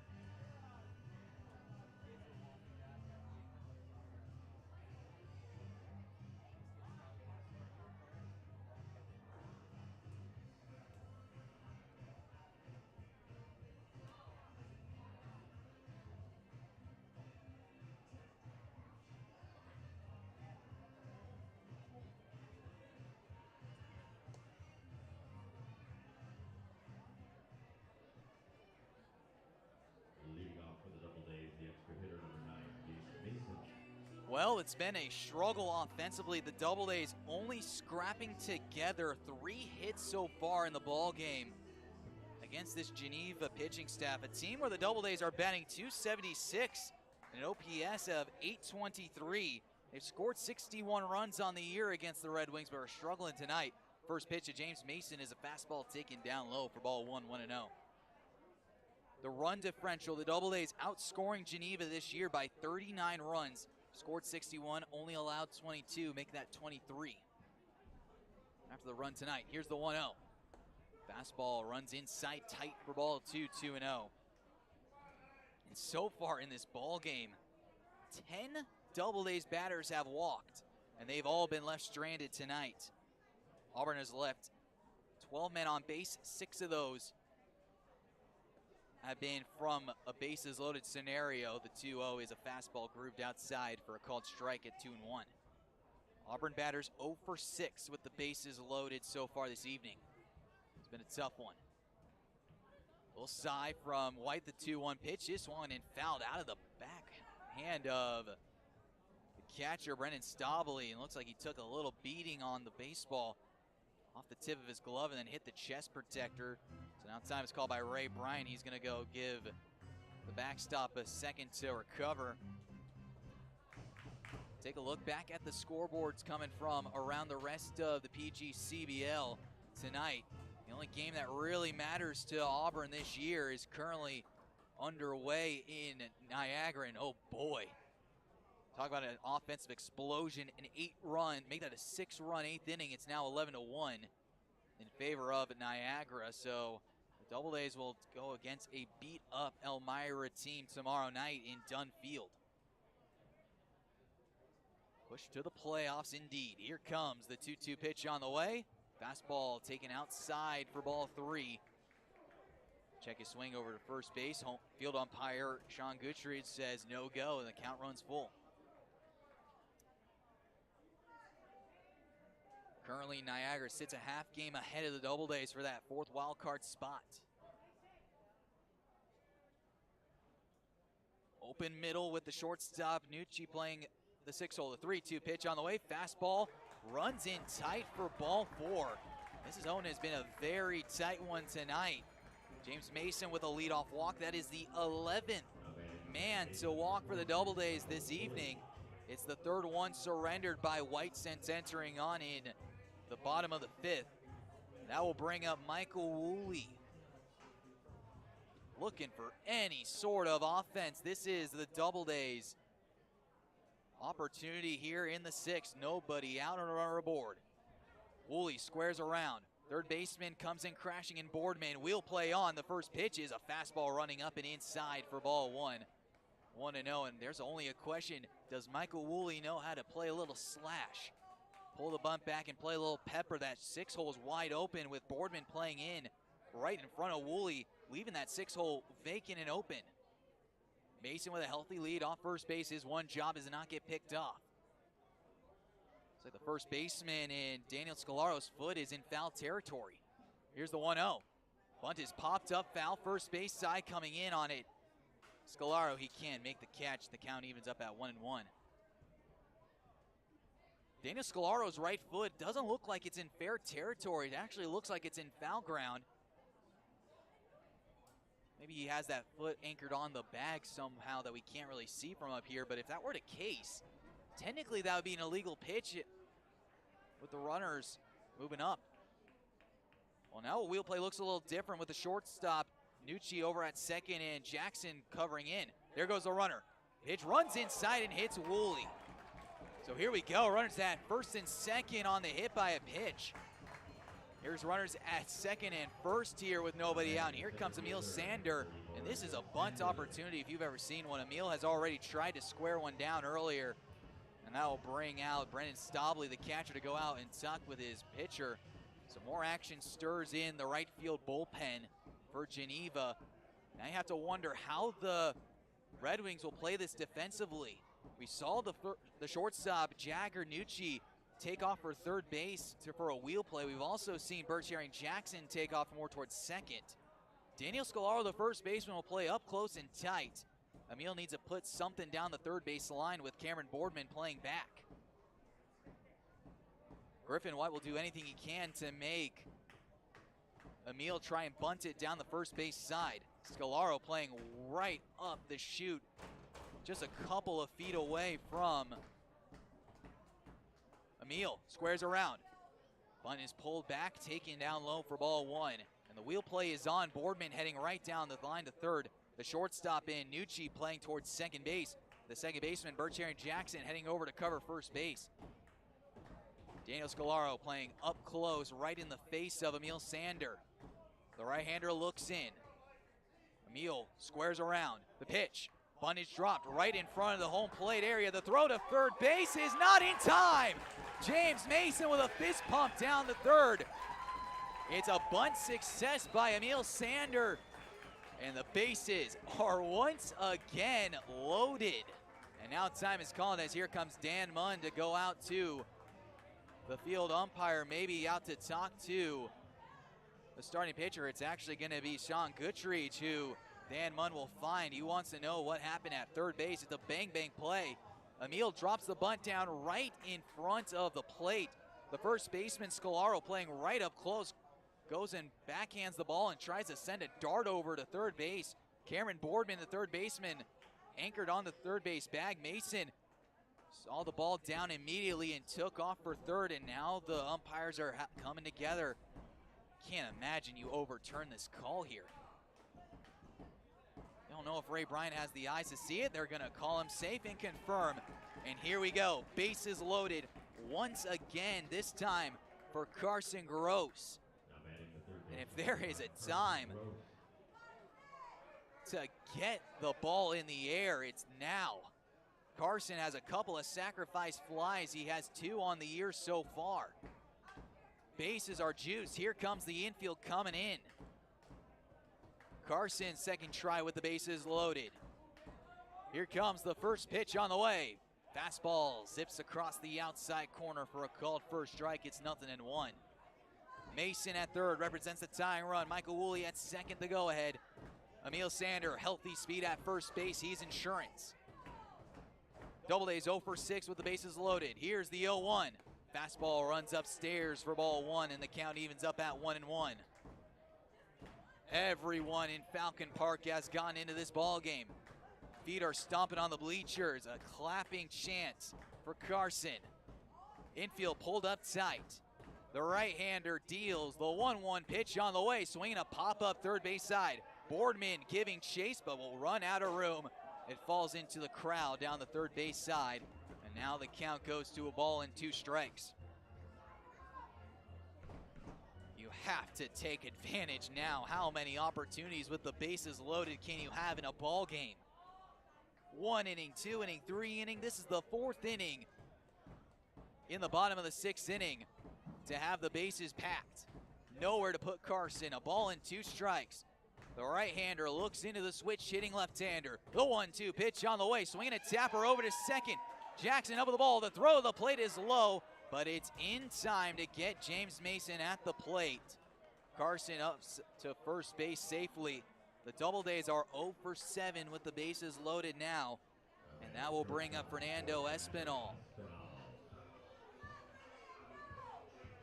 Mason cut down at the plate. Hands the baton to Fernando Espinal. Base hit back in the 1st inning. A pop out to right, and then a base on balls in the 5th inning. He was anchored to third base in the bases loaded 5th. 1 away, still great speed all around. Griffin White on the ropes for the 2nd straight inning. Here comes the first pitch. Fastball runs upstairs, and a good jumping save by Brendan Stobley behind the plate. Keeps the runners anchored. Infield still drawn in. Fernando just needs somewhat of a deep fly ball. Michael with good speed at third base. He can score with ease. Emil, great speed at second base. He'll take off if he sees the ball down. Anything in the gap, you know Carson might get the wave on. Here comes the 1-0. Swinging a foul back to the screen. The count evens up at 1-1. A 1-0 ball game. The 1 run came in the top half of the 3rd inning. Huxley Holcomb has done his job tonight. He's kept this game alive. Auburn has had every opportunity to thank their left-handed starting pitcher. Could do it here and get him in line with the win. The right-hander deals the 1-1. Fastball upstairs. Espinal added the wherewithal to keep his hands back. Count goes to 2-1. A walk, a hit by a pitch, a sacrifice turns into a base hit. Carson Gross with the fielder's choice and the out at the plate. 2 balls and a strike to Fernando. Here's the pitch on the way. Fastball taken upstairs for ball 3. Good hitters count at 3-1, and now this pitch has to be in one spot and one spot only. You have to have this inning come up clutch. We're in the bottom of the 6th inning. You might not get another opportunity like this again. Right-hander warming up in the bullpen for Geneva. Here's the 3-1 to the plate. Swung on and missed on the outside corner. And now time is called as Espinal wants some pine tar from the third base dugout, so that will buy him some time. This crowd has been nothing but patient, waiting for anything to break the Doubledays' way. They've had the opportunities. Bases loaded in the 2nd, bases loaded in the 3rd, bases loaded in the 5th, bases loaded here in the 6th inning. The Doubledays are 0 for 7 with runners on the bases here tonight. So far, 12 men have been left on base. Cannot escape this inning without tying this one up. 3 balls, 2 strikes, 1 away. Here comes Griffin White, 3-2 to the plate, and it swung on and missed for strike 3. Espinal strikes out. Now 2 away, 0 for 8 with the bases loaded tonight. And that will bring up Hazel Martinez. Oh, Hazel, if there's a chance to do it here, it's gotta be you. The Doubledays, probably their 2nd to best hitter up at the plate now. Infield shifted back into the pull side. The first pitch to Martinez is a fastball taken down in the dirt for ball 1. Cannot make up this offense here. A team that's been so good at driving in runs. A team that has scored 201 runs on the year, has had the bases loaded in 4 innings, have yet to bring in a run tonight. Here comes the 1-0. Fastball taken upstairs for ball 2, and now the count is in Hazel's favor at 2-0. If there's anybody who knows the strike zone, it's Hazel Martinez. He's walked so far, including tonight, 22 times. A walk would tie this game up. A walk would bring in a run. Anything to get the Doubledays fans excited. Here comes the 2-0. Fastball taken upstairs for ball 3, and Stobley reached for the skies just to keep the baseball within striking distance. Nucci playing right behind Emil Sander up the middle. The second baseman Jackson playing in medium deep right field. Daniel Scolaro, the first baseman, playing right down the line. Carson at first, Emil at second, Michael at third. 3 balls, no strikes to the Doubledays 3-hitter. Here's the stretch and the pitch on the way. Fastball upstairs for ball 4. And finally, for the first time, the Doubledays have the bases loaded and bring in a run. And that gets the fans excited. We have a tie ball game. And here comes Dan Munn out to the mound. It looks like that will be it for Griffin White. He has tiptoed the tightrope tonight, but could not escape his second bases loaded jam. We'll take a quick break up here. Bobby Stang, the batter, due up with the bases juice. Can he bring us some magic here in the bottom of the 6th inning? It's all tied up at 1-1.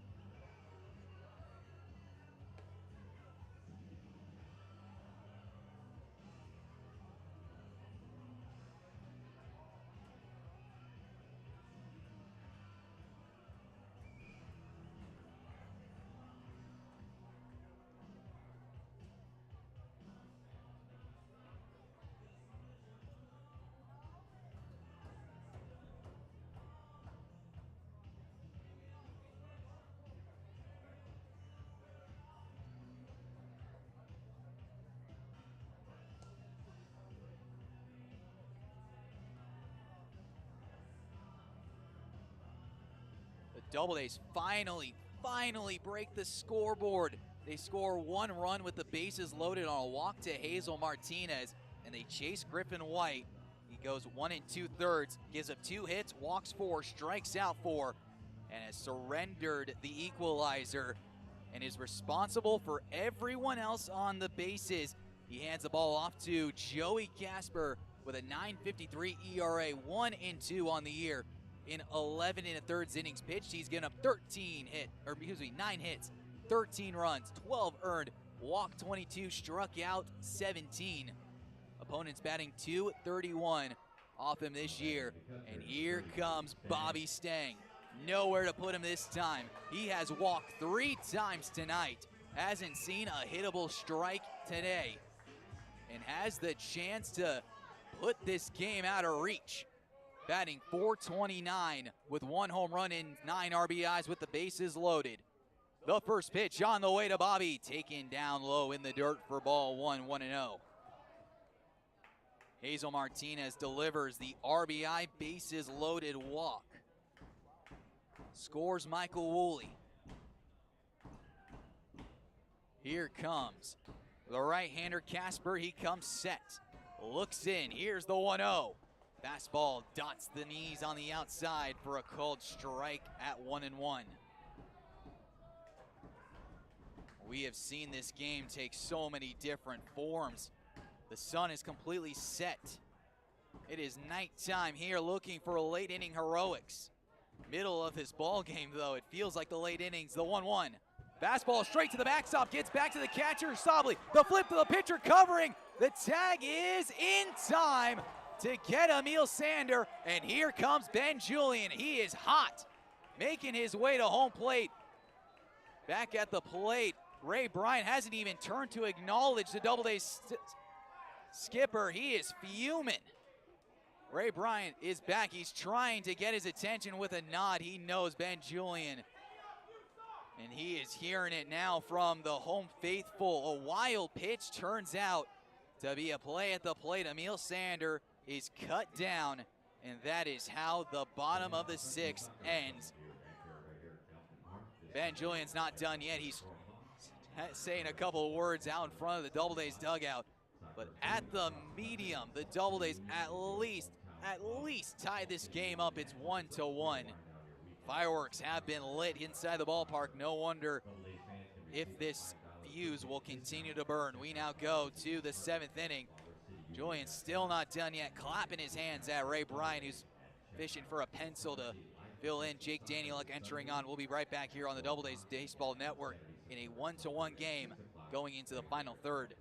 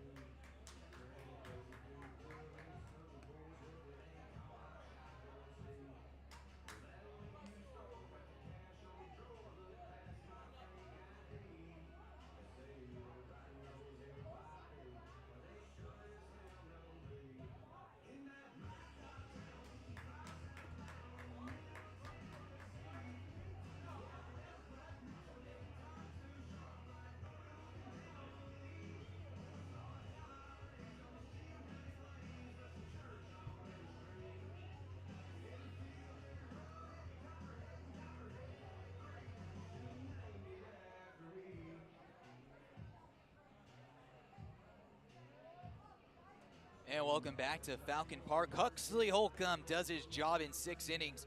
Gives up 4 hits, 1 run. It was earned. Walked none, struck out 5.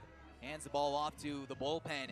In a rare sight to see, Jake Danieluk enters out of the bullpen for the first time this year. The right-hander, or make that the left-hander, with a 1.54 ERA. He's 3-3 on the year. In 7 games all started, has thrown 35 innings, given up 23 hits, 7 runs, 6 of them earned. Walked 12, struck out 33. Opponents batting a $187 off the southpaw from Oswego. Leading off for Geneva, the shortstop, number 3, Jagger Nucci. Jagger Nucci will lead things off here in the top half of the 7th inning. A 1-for-2 night with a base hit back in the first and then a pop out back in the 4th. The first pitch he sees is a fastball cut on and missed. Nothing to count. Jake Daniela getting a rare taste of the bullpen life this evening. Here comes the 0-1. Breaking ball down in the dirt for ball 1 ball and 1 strike. We mentioned it's a rather thin bullpen. The Doubledays had to use quite a bit of pitchers. 6, in matter of fact, in a 8-inning ball game last night. The 1-1. Breaking ball taken off the back foot for ball 2. 2 balls and a strike. We thought this game was going to go rather quickly. It's kind of trickled back to a snail pace, and with the bases loaded in almost every other inning, what do you expect to be the case? Here comes the 2-1. Fastball runs upstairs for ball 3. 3-1 now the count on the way to Nucci. Entered into this ball game 0-for-3. He got his first hit of the summer back on the first inning. 3-1. Swinging a tapper, may have busted his bat over to Carson Gross, the third baseman. He sends the throw across the diamond, and it's in time, 1 away. That will bring up Brandon Pregame. Now batting the designated hitter, number 28, Brandon Pregame. Pregame 0-for-2 with a strikeout and a pop out to center.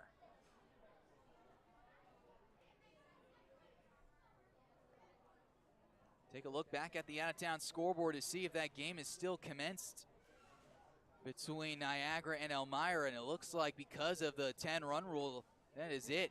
First pitch is taken outside for a called strike, 0-1. So there you have it.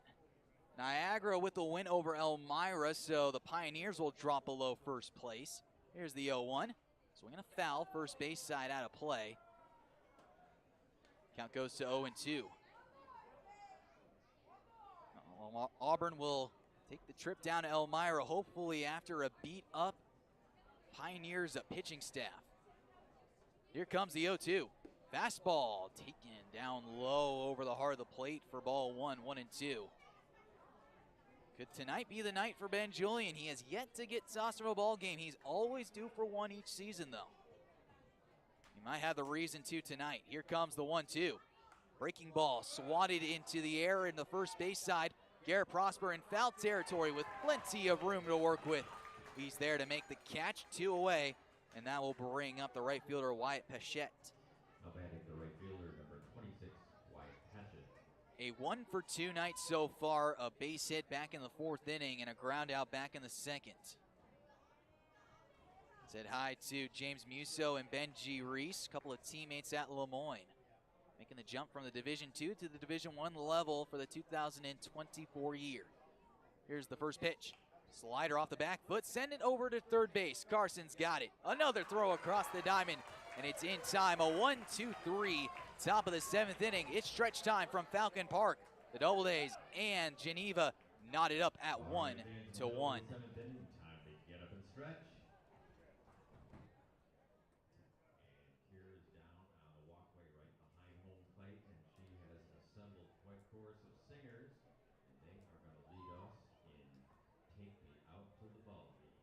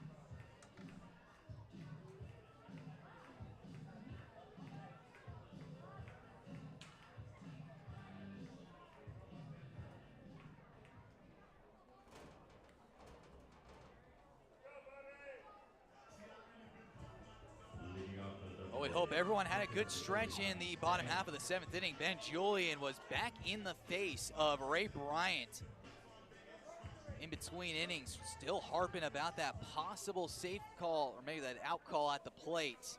Looks like Emil Sander may have gotten his cleat under the tag. Take a look at the replay post-game. Bobby Stang leads things off. The first pitch he sees is a breaking ball taken down low, ball 1-0. Bobby has only seen balls so far this game, walk after walk after walk. He has yet to record an official at-bat tonight. Joey Casper out for his inning of work. The 1-0. Fastball spiked in the dirt outside at 84 for ball 2. It goes Bobby Stang, Garrett Prosper, A.J. Wenrich, 4, 5, and 6, the meat of the order. Certainly has had their struggles tonight. 2 balls and no strikes to the Doubledays cleanup man. Here's the pitch. Fastball taken up and away for ball 3, 3-0. So far in this ball game, there has been 12 walks surrendered by Geneva pitching. Here's the 3-0. Spiked in the dirt for ball 4. Make that walk number 13. Bobby takes the trot down at first base. It is an 0-for-0 night for Bobby Stang. 4 walks. First one of the ball game for Joey Casper. And that brings up Garrett Prosper. 0 for 2 night, so far. A ground out in the first, a walk in the third, and a strikeout in the 5th. Bobby, healthy lead off first base. He's settling in. The first pitch to Prosper, taken down low for ball 1, 1-0.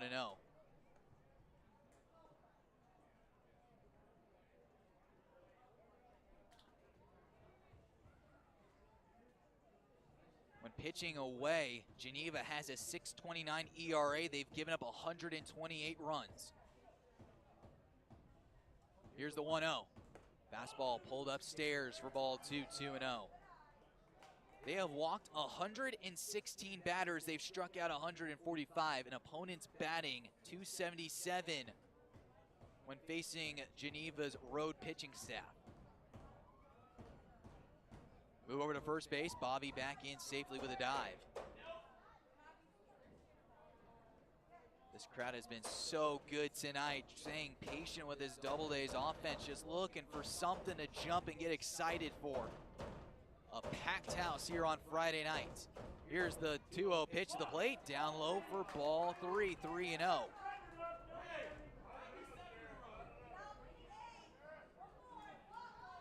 Three balls and no strikes.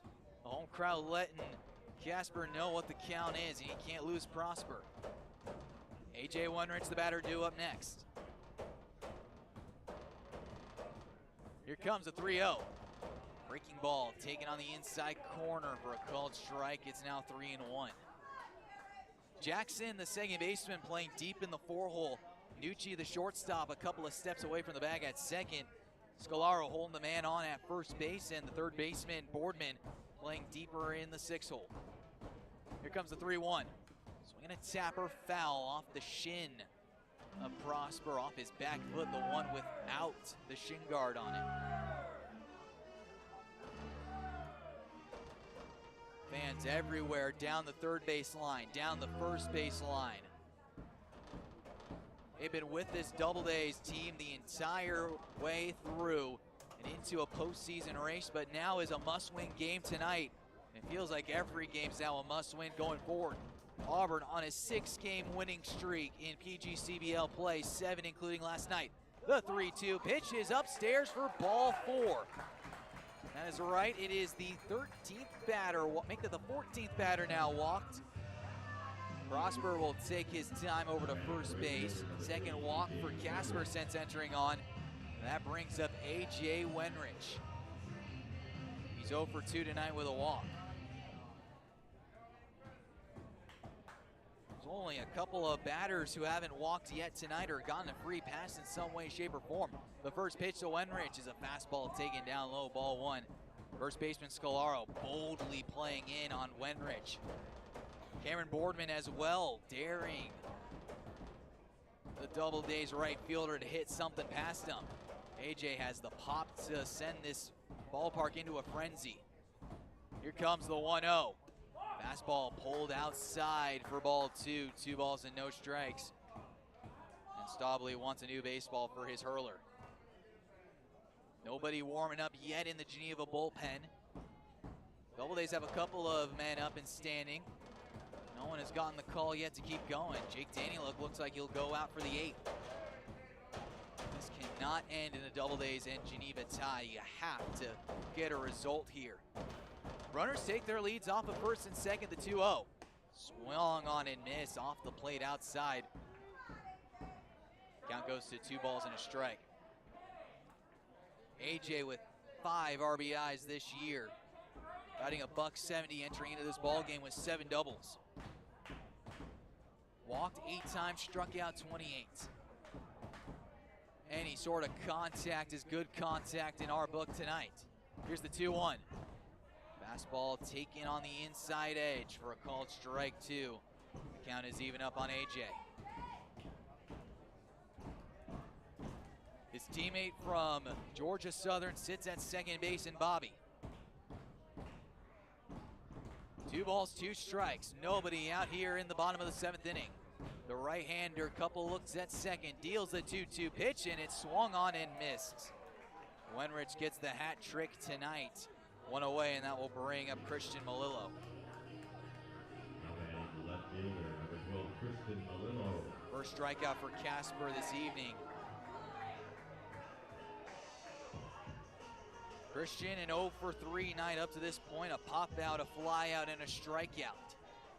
Switch hitter batting from the left-hand side, his more contact-oriented side. Against right-handers batting .255 this year. The first pitch. Fastball nibbling the outside corner but missing for ball 1. An OPS though right-handed of a .916. He's been getting it done with the slugging at a .510. Overall a .453 slugging and .893 OPS.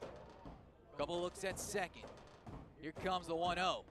Breaking ball catches the corner for a called strike. It's now 1-1.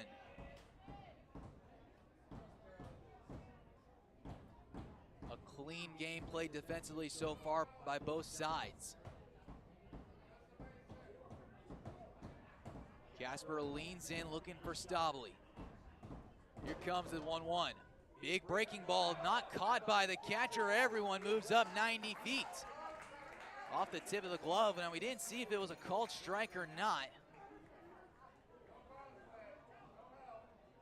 All right, Bryant hasn't given us a call yet. And the infield is drawn up again.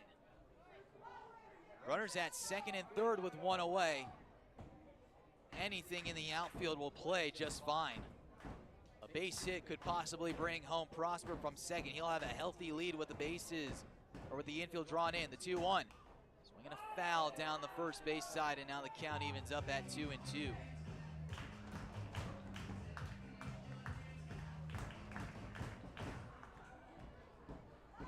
Big spot.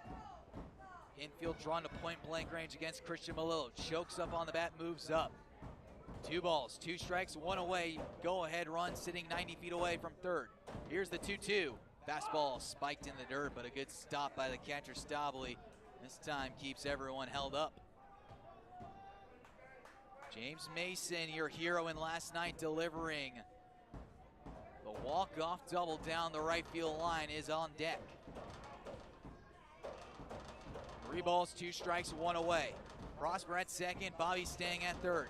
Here comes the full count pitch coming home. Breaking ball inside, taken for a called third strike. Malillo down on strikes for the second time tonight. 2 away. And here comes James Mason having to do it with 2 away. Back-to-back strikeouts for Casper. Runners at second and third, 2 away. And a guy who's been hotter than the sun over the last couple of days due up the first pitch. Fastball bounced in the dirt. Good stop by Staubli, sliding to the left-hand batter's box to retrieve the baseball. 1 ball and no strikes. 2 away. tying run and insurance sit on the bases. Healthy leads by both Prosper and Stang. The 1-0 pitch is a fastball taken on the outer edge for a called strike. It's 1-1.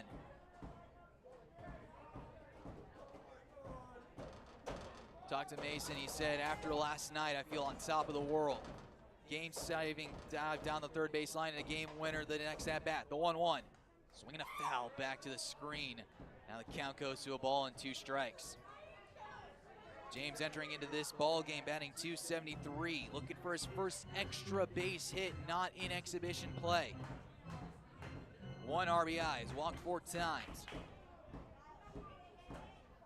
Has ducks on the pond, second and third, 2 away. 1 ball, 2 strikes, bottom of the 7th inning in the late stages against the Geneva Red Wings. In what feels like a must-win week for the Doubledays. Here's the 1-2. Fastball taken up and away for ball 2, and the count evens up at 2-2. You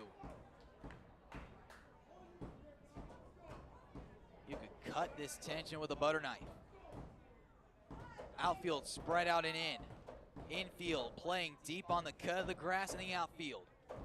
The right-hander deals the 2-2 pitch on the way. Swing and a miss. Mason strikes out with runners at second and third, and the side is retired. The Doubledays trying to find some offense. Can't get it going. We now go to the 8th, and the Doubledays are tied at 1-1.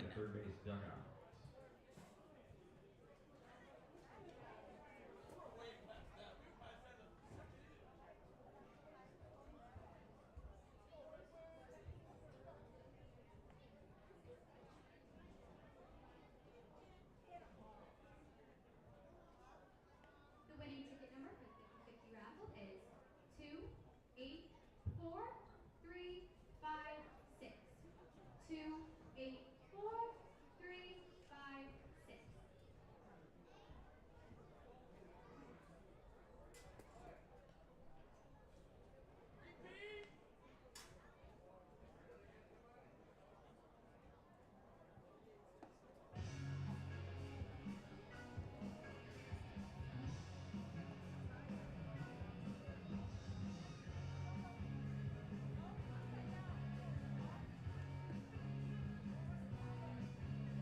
Well, Ben Julian is still harping at Ray Bryant by the home plate area as Jake Danieluk is throwing his warm-up pitches. Well, Ray has heard a lot from Ben over the last couple of years. He is no stranger to the Doubledays skipper, trying to will his team, showing how much he cares about this one. As Danieluk is back out throwing his warm-up pitches. And the offense for the Doubledays has been so well this year. Entering into this ball game, batting .242, scored 201 runs, over 244 hits, 58 doubles, 10 triples, 10 home runs. They've walked 180 times, struck out 246 times. Just cannot find the answers tonight against the Red Wings in this season, who they've been hitting so well against. .276, a .410 on base, a .413 slugging, an OPS of .823 has just been vanished tonight. Jake Danieluk back out for another inning of work. He will have 6, 7, and 8. Cameron Boardman, Daniel Scalaro, and Nate Milk due up. As some fans have still stuck around for this ball game, but a couple have left after the offense couldn't get their jobs done. The faithful who have stuck around are here waiting till the end. The first pitch from Danieluk is a breaking ball. Tapped foul off the end of the plate, batted back to the screen. 0-1 the count. To the fans who have stuck around, thank you so much for sticking with us. We'll get you that game winner, we promise, the 0-1. Swinging a foul back to the screen. Counts 0-2 on Boardman. Oh, it's just been such a tough night offensively. Every single inning, the Doubledays have gotten a man aboard and just have not been able to bring him in. Here comes Danieluk's 0-2. Fastball painted on the black of the outside corner. Danieluk gets the first strikeout of the ball game since entering in the top of the 7th. It's looking one away, and that will bring up Daniel Scalaro. It sets the tone from the bottom of the first inning. The Doubledays got back-to-back hits. Carson Gross and Fernando Espinal And Hazel Martinez roast one down the right field, ranked at the first base line. A diving stop by the man at the plate right now. The first pitch swung on and flied. Right field, Wenrich down the line. He's there with plenty of room. Makes the catch backing up. 2 away, 2 quick outs, might I add. That will bring him Nate Milk, the center fielder. Adding center fielder, number 40, Nate Milk. Milk an 0 for 2 night so far, a line out and a pop out. Talked about the final coming from Niagara. That's a big game for the Power. They now sit 2.5 out of that lead from Batavia. The first pitch is a fastball taken on the outside corner for a called strike, 0-1. There's one constant through the season. The pitching staff has been so good this year. Here's the 0-1. Breaking ball snaps on the back door for a called strike 2. And now Nate Milk is quickly behind 0-2. Daniel, 1 strike away from getting the offense back in the dugout. The left-hander looks in, gets his sign. Bobby sets away. The 0-2 pitch on the way. Fastball taken down low for ball 1. A little groan from the home supporters who thought they had strike 3. Daniel back out on the mound, working from the third base side of the rubber. He comes set from the belt, closed off. Bobby sets him away. The 1-2 pitch, breaking ball taken outside for ball 2. Count evens up at 2-2 on Milk. He's played a good center field since joining the Red Wings. Covers a lot of ground in the outfield. Daniela comes set, looks in. Here's the 2-2 pitch on the way. Fastball taken down low below the knees for ball 3. Now the count runs full, 3-2 on Geneva's 8-hitter.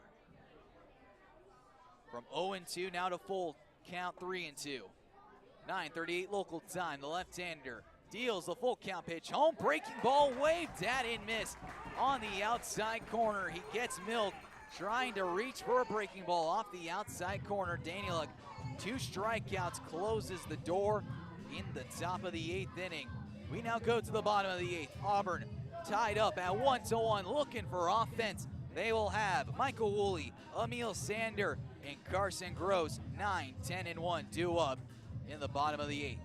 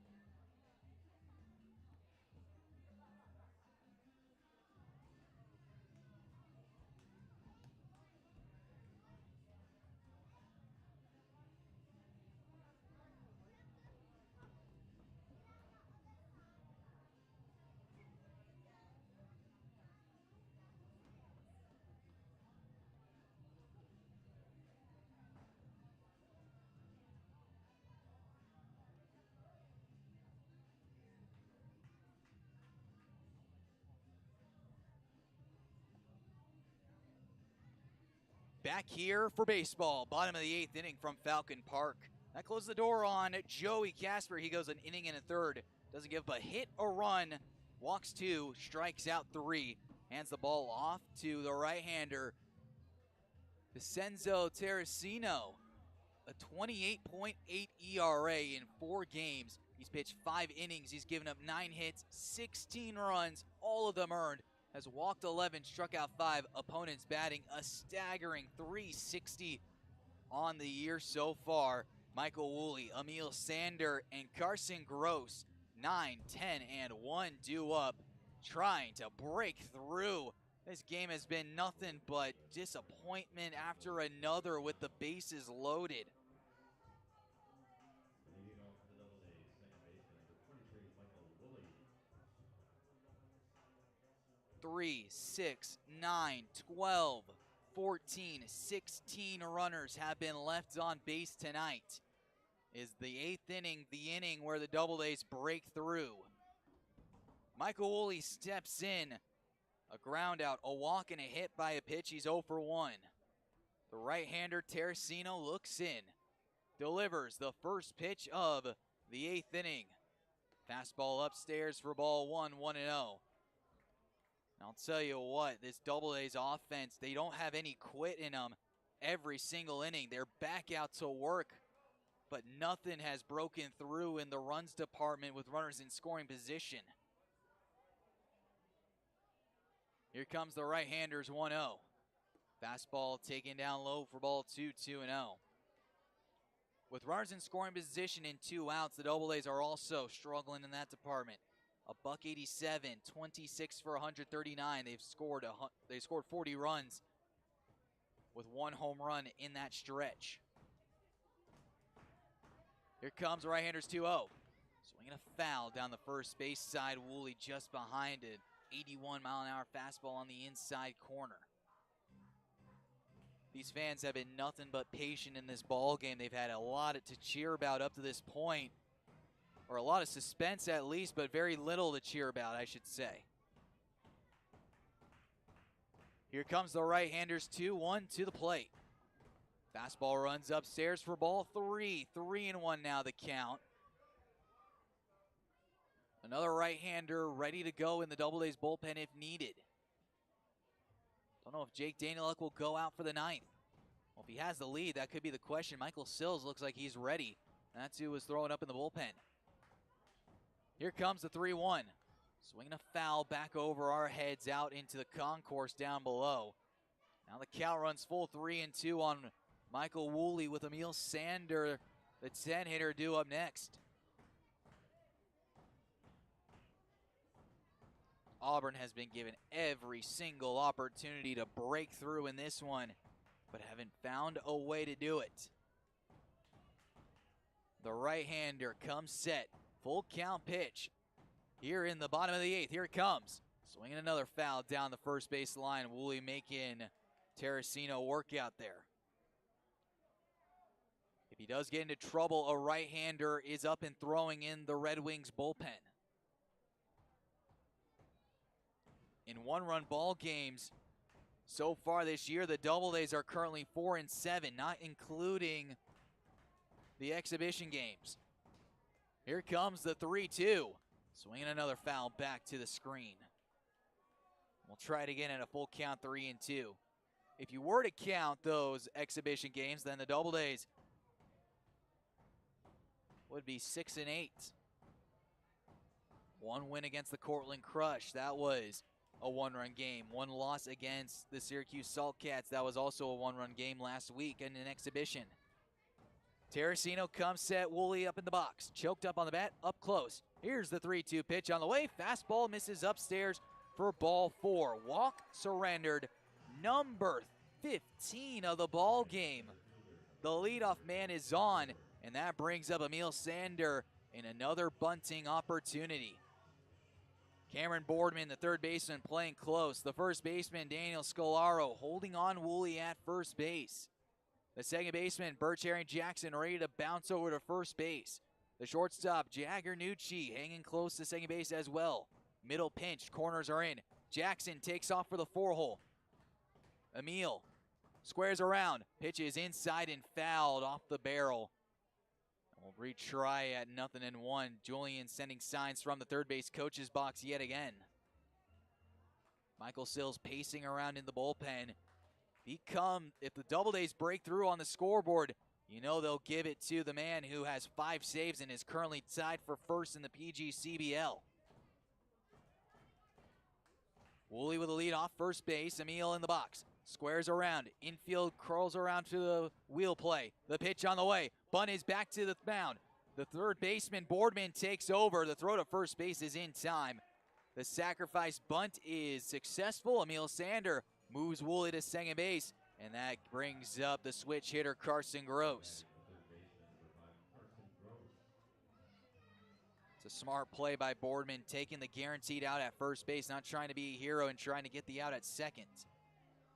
Good speed aboard in scoring position. One away, Carson Gross, the leadoff batter. A base hit, a fly out, a pop out, and a fielder's choice is his night so far. The right-hander Terracino comes set. Here's the first pitch. Swinging a pop-up. First base side in the sights of Daniel Scolaro, who backs up down the right field line. In shallow outfield, Grass makes the catch for the second out of the inning.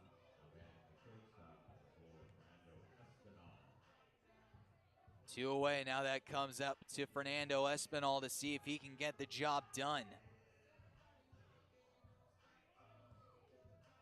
Michael ready to run at second base. He's been ready to run all day. Espinal with a base hit, a fly out, a walk, and a strikeout. Go ahead run at second base. Michael should be getting the windmill on anything. Here comes the right-hander's first pitch to the plate. Swing and a miss. Espinal going chasing upstairs. Now the count's 0-1. Well,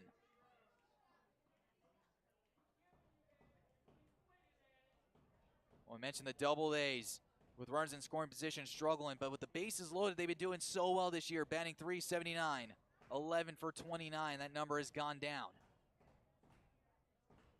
Here comes the 0-1. Fastball spiked into the dirt, gets beyond the backstop of Stobley, but not far enough. Michael can't advance. He stays at second base on a smart heads-up play.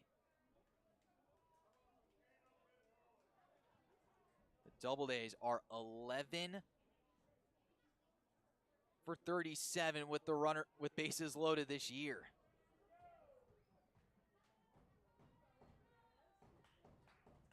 One ball, one strike, two away. Woolley at second base. Jackson working his way in and retreating back to the second base position. Couple more looks over at second. Here comes the 1-1.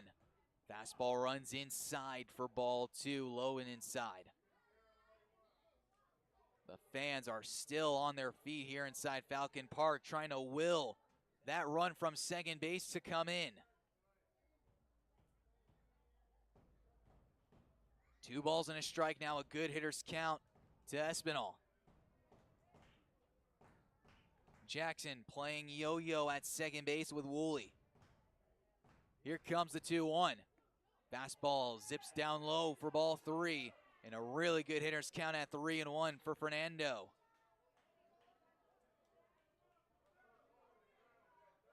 Julian has been itching to get that right arm in motion ever since the start of this ball game. Runners have been left on in every single inning so far, with 1 run coming in to score back in the 6th inning to tie this one up. Here comes the 3-1 pitch, swinging a foul down the first base line. And we will try this again, now with a full count at 3-2. If he gets a chance, Hazel Martinez, the batter, due up next. And that's someone who you'd like to see with a runner in scoring position, despite it being 2 outs. He's been so consistent. Fernando has done his time since coming to the ball club. Has an opportunity to once again keep his name fresh in the minds of the fans in Auburn. Woolley off the bag at second. The full count pitch. Coming home to the plate. Fastball swung on in, missed for strike 3. Espinal comes up empty, and another runner is left stranded. We now go to the 9th inning. Looks like it could be Jake Daniel going back out for another. We'll be right back here on the Doubledays Baseball Network. Tied up at 1 going on to 9th.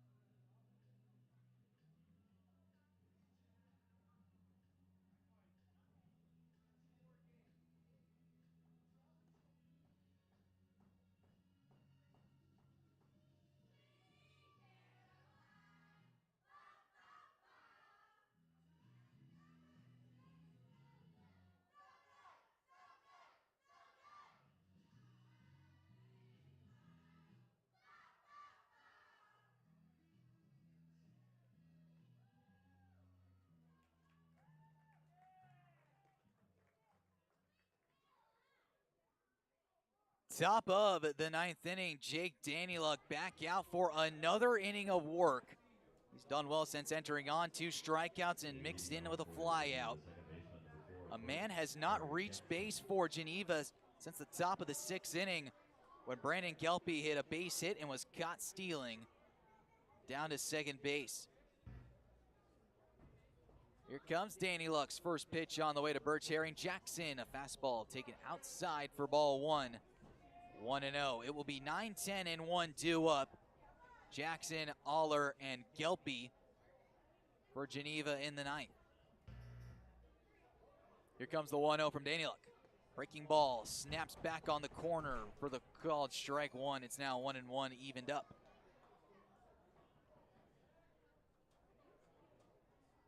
The Doubledays have left 17 man stranded tonight. The 1-1. Breaking ball, cued off the end of the bat, foul off the railing of the roofing, and now the count goes to a ball and 2 strikes. Geneva has left only 2 men on base tonight. Here comes the 1-2. Fastball taken outside for ball 2, and the count evens up at 2. Still a very good crowd sticking around for this one. The hometown faithful looking to see if the Doubledays can pull out some late inning heroics like last night. The 2-2. Breaking ball, skewed foul down the first base side, out of play. Tried again at a 2-2 count. Jackson an 0 for 2 night, a couple of pop outs, 1 to the first baseman and 1 to the right fielder. Danieluk comes set, working from the middle of the slab. Here comes the 2-2. Breaking ball, waved at and missed. Jackson strikes out here in the top of the 9th inning to lead us off. Back-to-back strikeouts for Danieluk, his 3rd one since entering on. I'll bring up John Aller with a base hit and a run scored, and a strikeout victim himself. Came in to score on the pass ball. Here's the first pitch. Breaking ball, swung on and missed. And it's been a beautiful 12-6 curveball for Danieluk tonight. Aller batting 51 cents this year. Hasn't hit an extra base hit yet. Here's the 0-1 pitch, another breaking ball. This one taken for a called strike. Never mind, it was a check swing, but it was still called a strike regardless. No balls, 2 strikes, 1 away. 1-1 our score here in the top of the 9th inning. Here comes the 0-2. Fastball runs up the ladder for ball 1. 1 ball and 2 strikes. And Ray Bryant's hearing it from the fans behind home plate. Just approaching the 10 o'clock hour here from Falcon Park. Here comes the 1-2. Breaking ball waved at in the dirt. Bobby applies the tag to the numbers of Aller. Back-to-back-to-back strikeouts. The 4th one of the ball game for Danieluk. 2 quick outs, and that will send the top of the order back up for Brandon Gelpy. That is all the Geneva Red Wings have seen tonight has been left-handers. Huxley throwing 6 innings, and Jake Danieluk looking to complete his 3rd one. Bobby sets up away the first pitch. Fastball running with arm side movement, catches the corner for a called first strike, 0-1. Huxley and Danieluk are on cruise control so far in this one. Here comes the 0-1. Breaking ball goes right through the wickets of Bobby. Count evens up at 1-1. Doubledays in the bottom of the 9th inning will send out Hazel Martinez, Bobby Stang, and Garrett Prosper. Here comes the 1-1. Breaking ball doesn't snap back down for the zone for a called ball, 2-1. When the Doubledays are playing at home, they are 13-8. They are winners of 7 out of their last 10, currently on a 6-game winning streak. Here comes the 2-1. Fastball zips on the outside corner for a called strike 2. And the count evens up at 2 balls and 2 strikes with 2 away. Danieluk can hold it here. The Doubledays will look for their 3rd walk-off win of the season. The 2-2. Breaking ball misses outside. Doesn't snap it back in, and now the count runs full. Sills is hot and ready in the bullpen. Hopefully the Doubledays won't need to use him. Daniel Luck works back onto the slab. He comes set. Bobby up on the outside corner. The 3-2. Swing and a miss. Daniel Luck pulls the string on Brandon Gelpy and strikes out the side. He retires 4 in a row, and the Doubledays are going to the bottom of the 9th inning. It is Martinez, Stang, and Prosper due up to send this crowd home happy. We'll be right back here on the Doubledays Baseball Network. Don't go anywhere. It's nitty-gritty time from Falcon Park coming up next.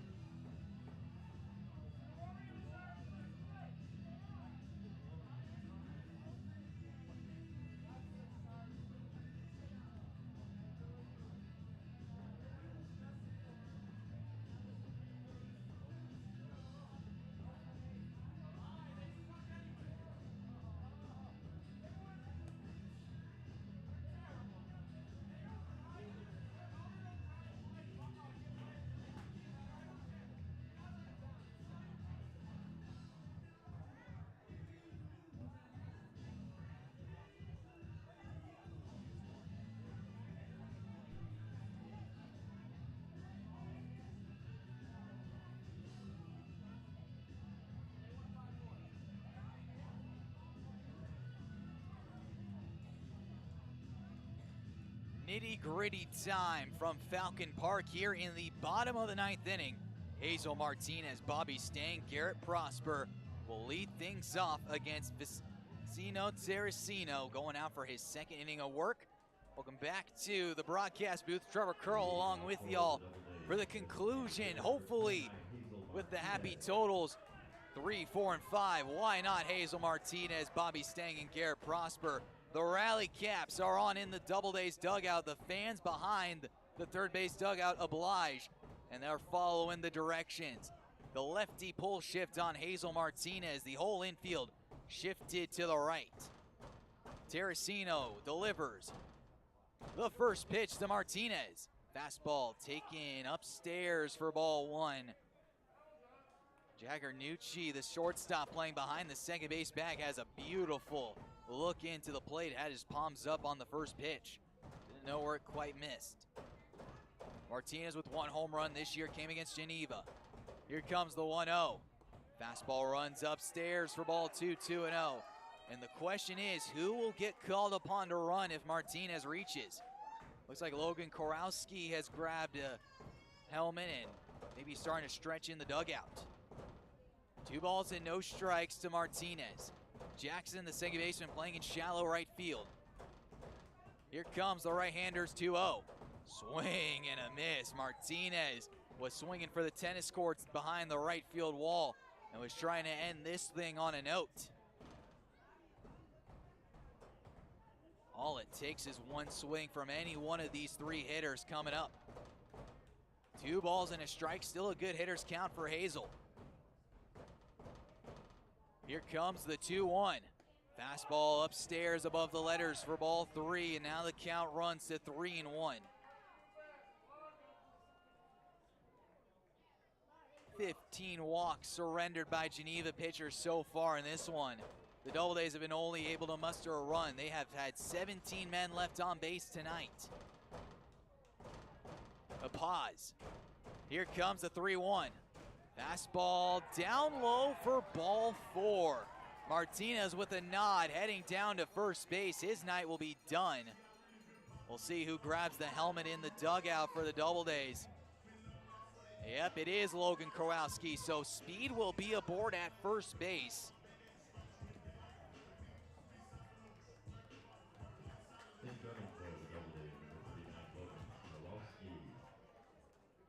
Kurowski takes over for Martinez with the 16th walk surrendered in the ball game, the second for Teresino since entering on.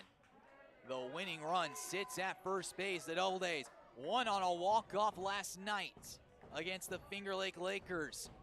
James Mason was your hero then. Who will it be tonight? Here's the first pitch on the way to Bobby Stang. Swing and a miss. Bobby was going for the trees down the left field line. He comes up empty, 0-1. Bobby with 18 doubles. He leads the PGCBL. He also leads the league in total bases. Logan with a good lead off of first base. He has excellent speed. Bobby with the power of the plate, the move to first base. Back in diving safely. Kurowski keeping his legs stable. No jelly down there. No balls and a strike to Bobby. Digs himself in. The big right-handed hitter has walked in every single plate appearance tonight. Here comes the 0-1. Never mind, a move back to first base. What a pick by Scalaro. Keeping the baseball within arm's reach. As now Brandon Begane is now taking over at first base for Scalaro. The extra hitter has been moved.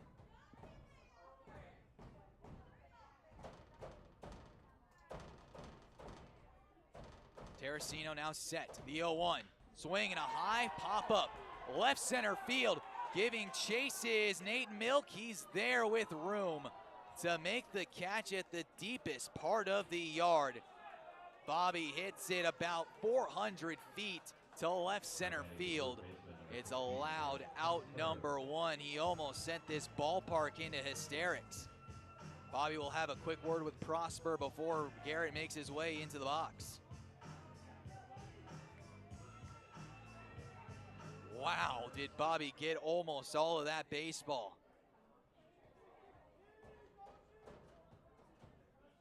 One away. Kurowski still aboard at first base, pinch running for Hazel Martinez. The right-hander looks in. Here's the first pitch on the way to Garrett Prosper. Breaking ball, jackknifes Garrett out of the way. Ball one, 1-0. I'll tell you what, the Doubledays have been given every opportunity in this ball game and now have waited till the very last moment to get it done. Extra innings, one inning will be played. The throw to first base, back in diving safely is Kurowski. If we were to play an 8th inning, there will be a runner placed at second base and the California tiebreaker. The right-hander deals the 1-0. Fastball taken upstairs for ball 2, 2-0 to Garrett Prosper. He has walked twice in this ball game, giving him 18 on the year. Knows the strike zone about as well as anyone. The crowd getting into it with the boom boom claps down on the field from the bleachers. Couple looks at first. Here's the 2-0. Swinging a ground ball. Begane's got it to second for one, and they get the double play to retire the side. Back-to-back games of free baseball. We go to the 10th, make that the 10th inning. Free baseball from Falcon Park. Brandon Gelpy will be the runner at second base in the California tiebreaker. We'll be right back here on the Doubledays Baseball Network. Don't you go anywhere. Who will be coming out of the bullpen? Let's see if it'll be Jake Danieluk out for another.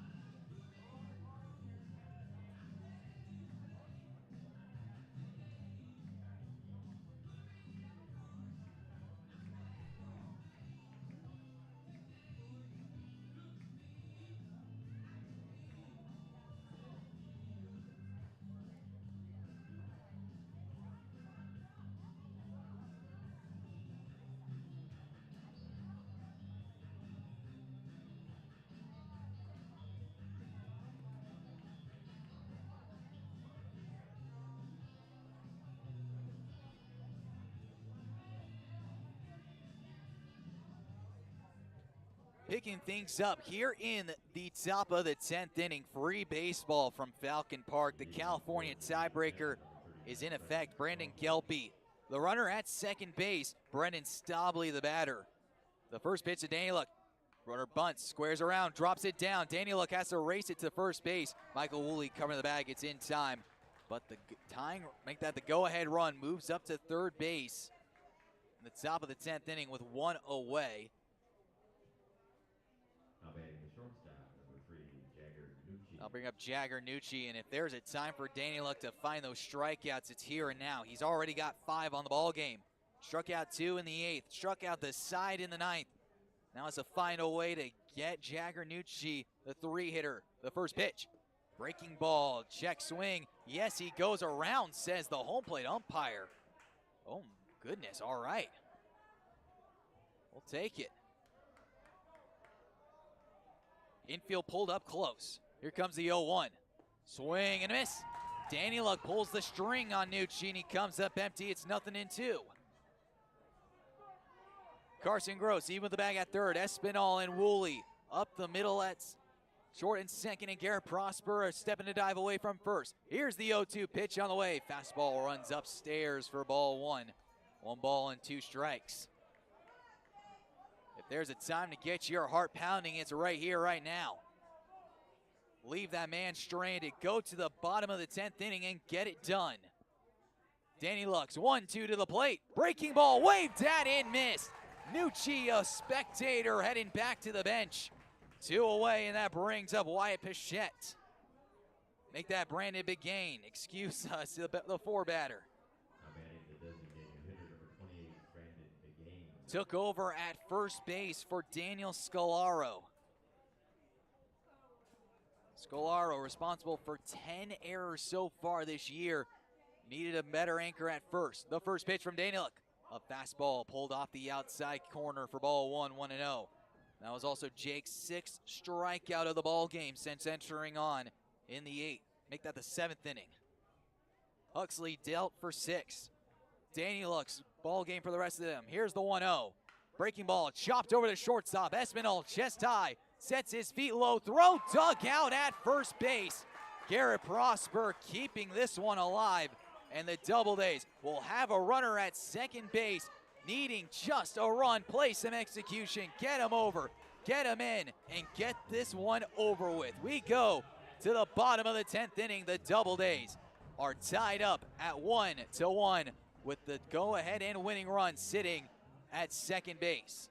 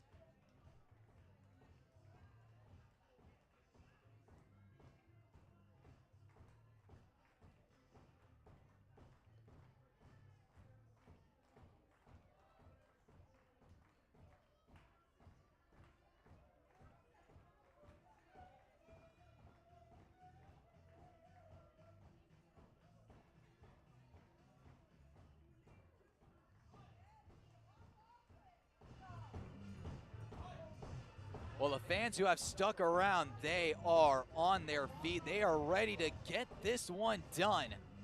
Garrett Prosper would have been the runner at second base. BJ Banyan, the speedster, will take over at second base.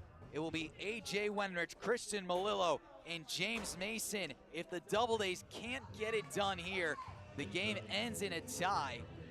That cannot happen, especially now. And here comes the entire infield as the pitching coach, Winford Nelson, will head out to the mound to talk. AJ Wenrich has already had a game winner this year. Back on June the 19th against the Cortland Crush, AJ snapped what was an 0 for, at the time, an 0 for 7. He snapped it with a base hit past the third baseman, and the Doubledays were victorious in a walk-off win back a month ago. Here we are, a little over a month later, in the very same spot. Runner at second base, great speed in Banyan. Wenrich, the batter, due up. The California tiebreaker is back. The first baseman, Brandon Begain, up close over at first base. Birch Herring Jackson, the second baseman, evading the 4-hole. The second baseman is gone. The up the middle is there. If Wenrich can just poke it through the infield, this game could end. A flash play. Wenrich squares around. Bunt is down. The play to third base. Bare hand throw. Tag applied. Not in time. Wenrich gets it done. A sacrifice bunt. BJ Bannon with a headlong slide, safe at third base. And the winning run is now 90 feet away with nobody out, and Christian Malillo, the batter, due up. The infield will be drawn in, up close and tight. The wheel play for the Geneva Red Wings was on. The bunt was dropped right in front of the plate. Nothing anybody could do about it. And now we have an intentional walk. It comes down to James Mason. He was your hero last night. A game-winning double down the right field line is coming up with the pressure spot again. Could you believe it? The bases are loaded. Auburn 0 for 8 on the afternoon so far. 11 for 37 with the bases loaded, and it all comes down to this.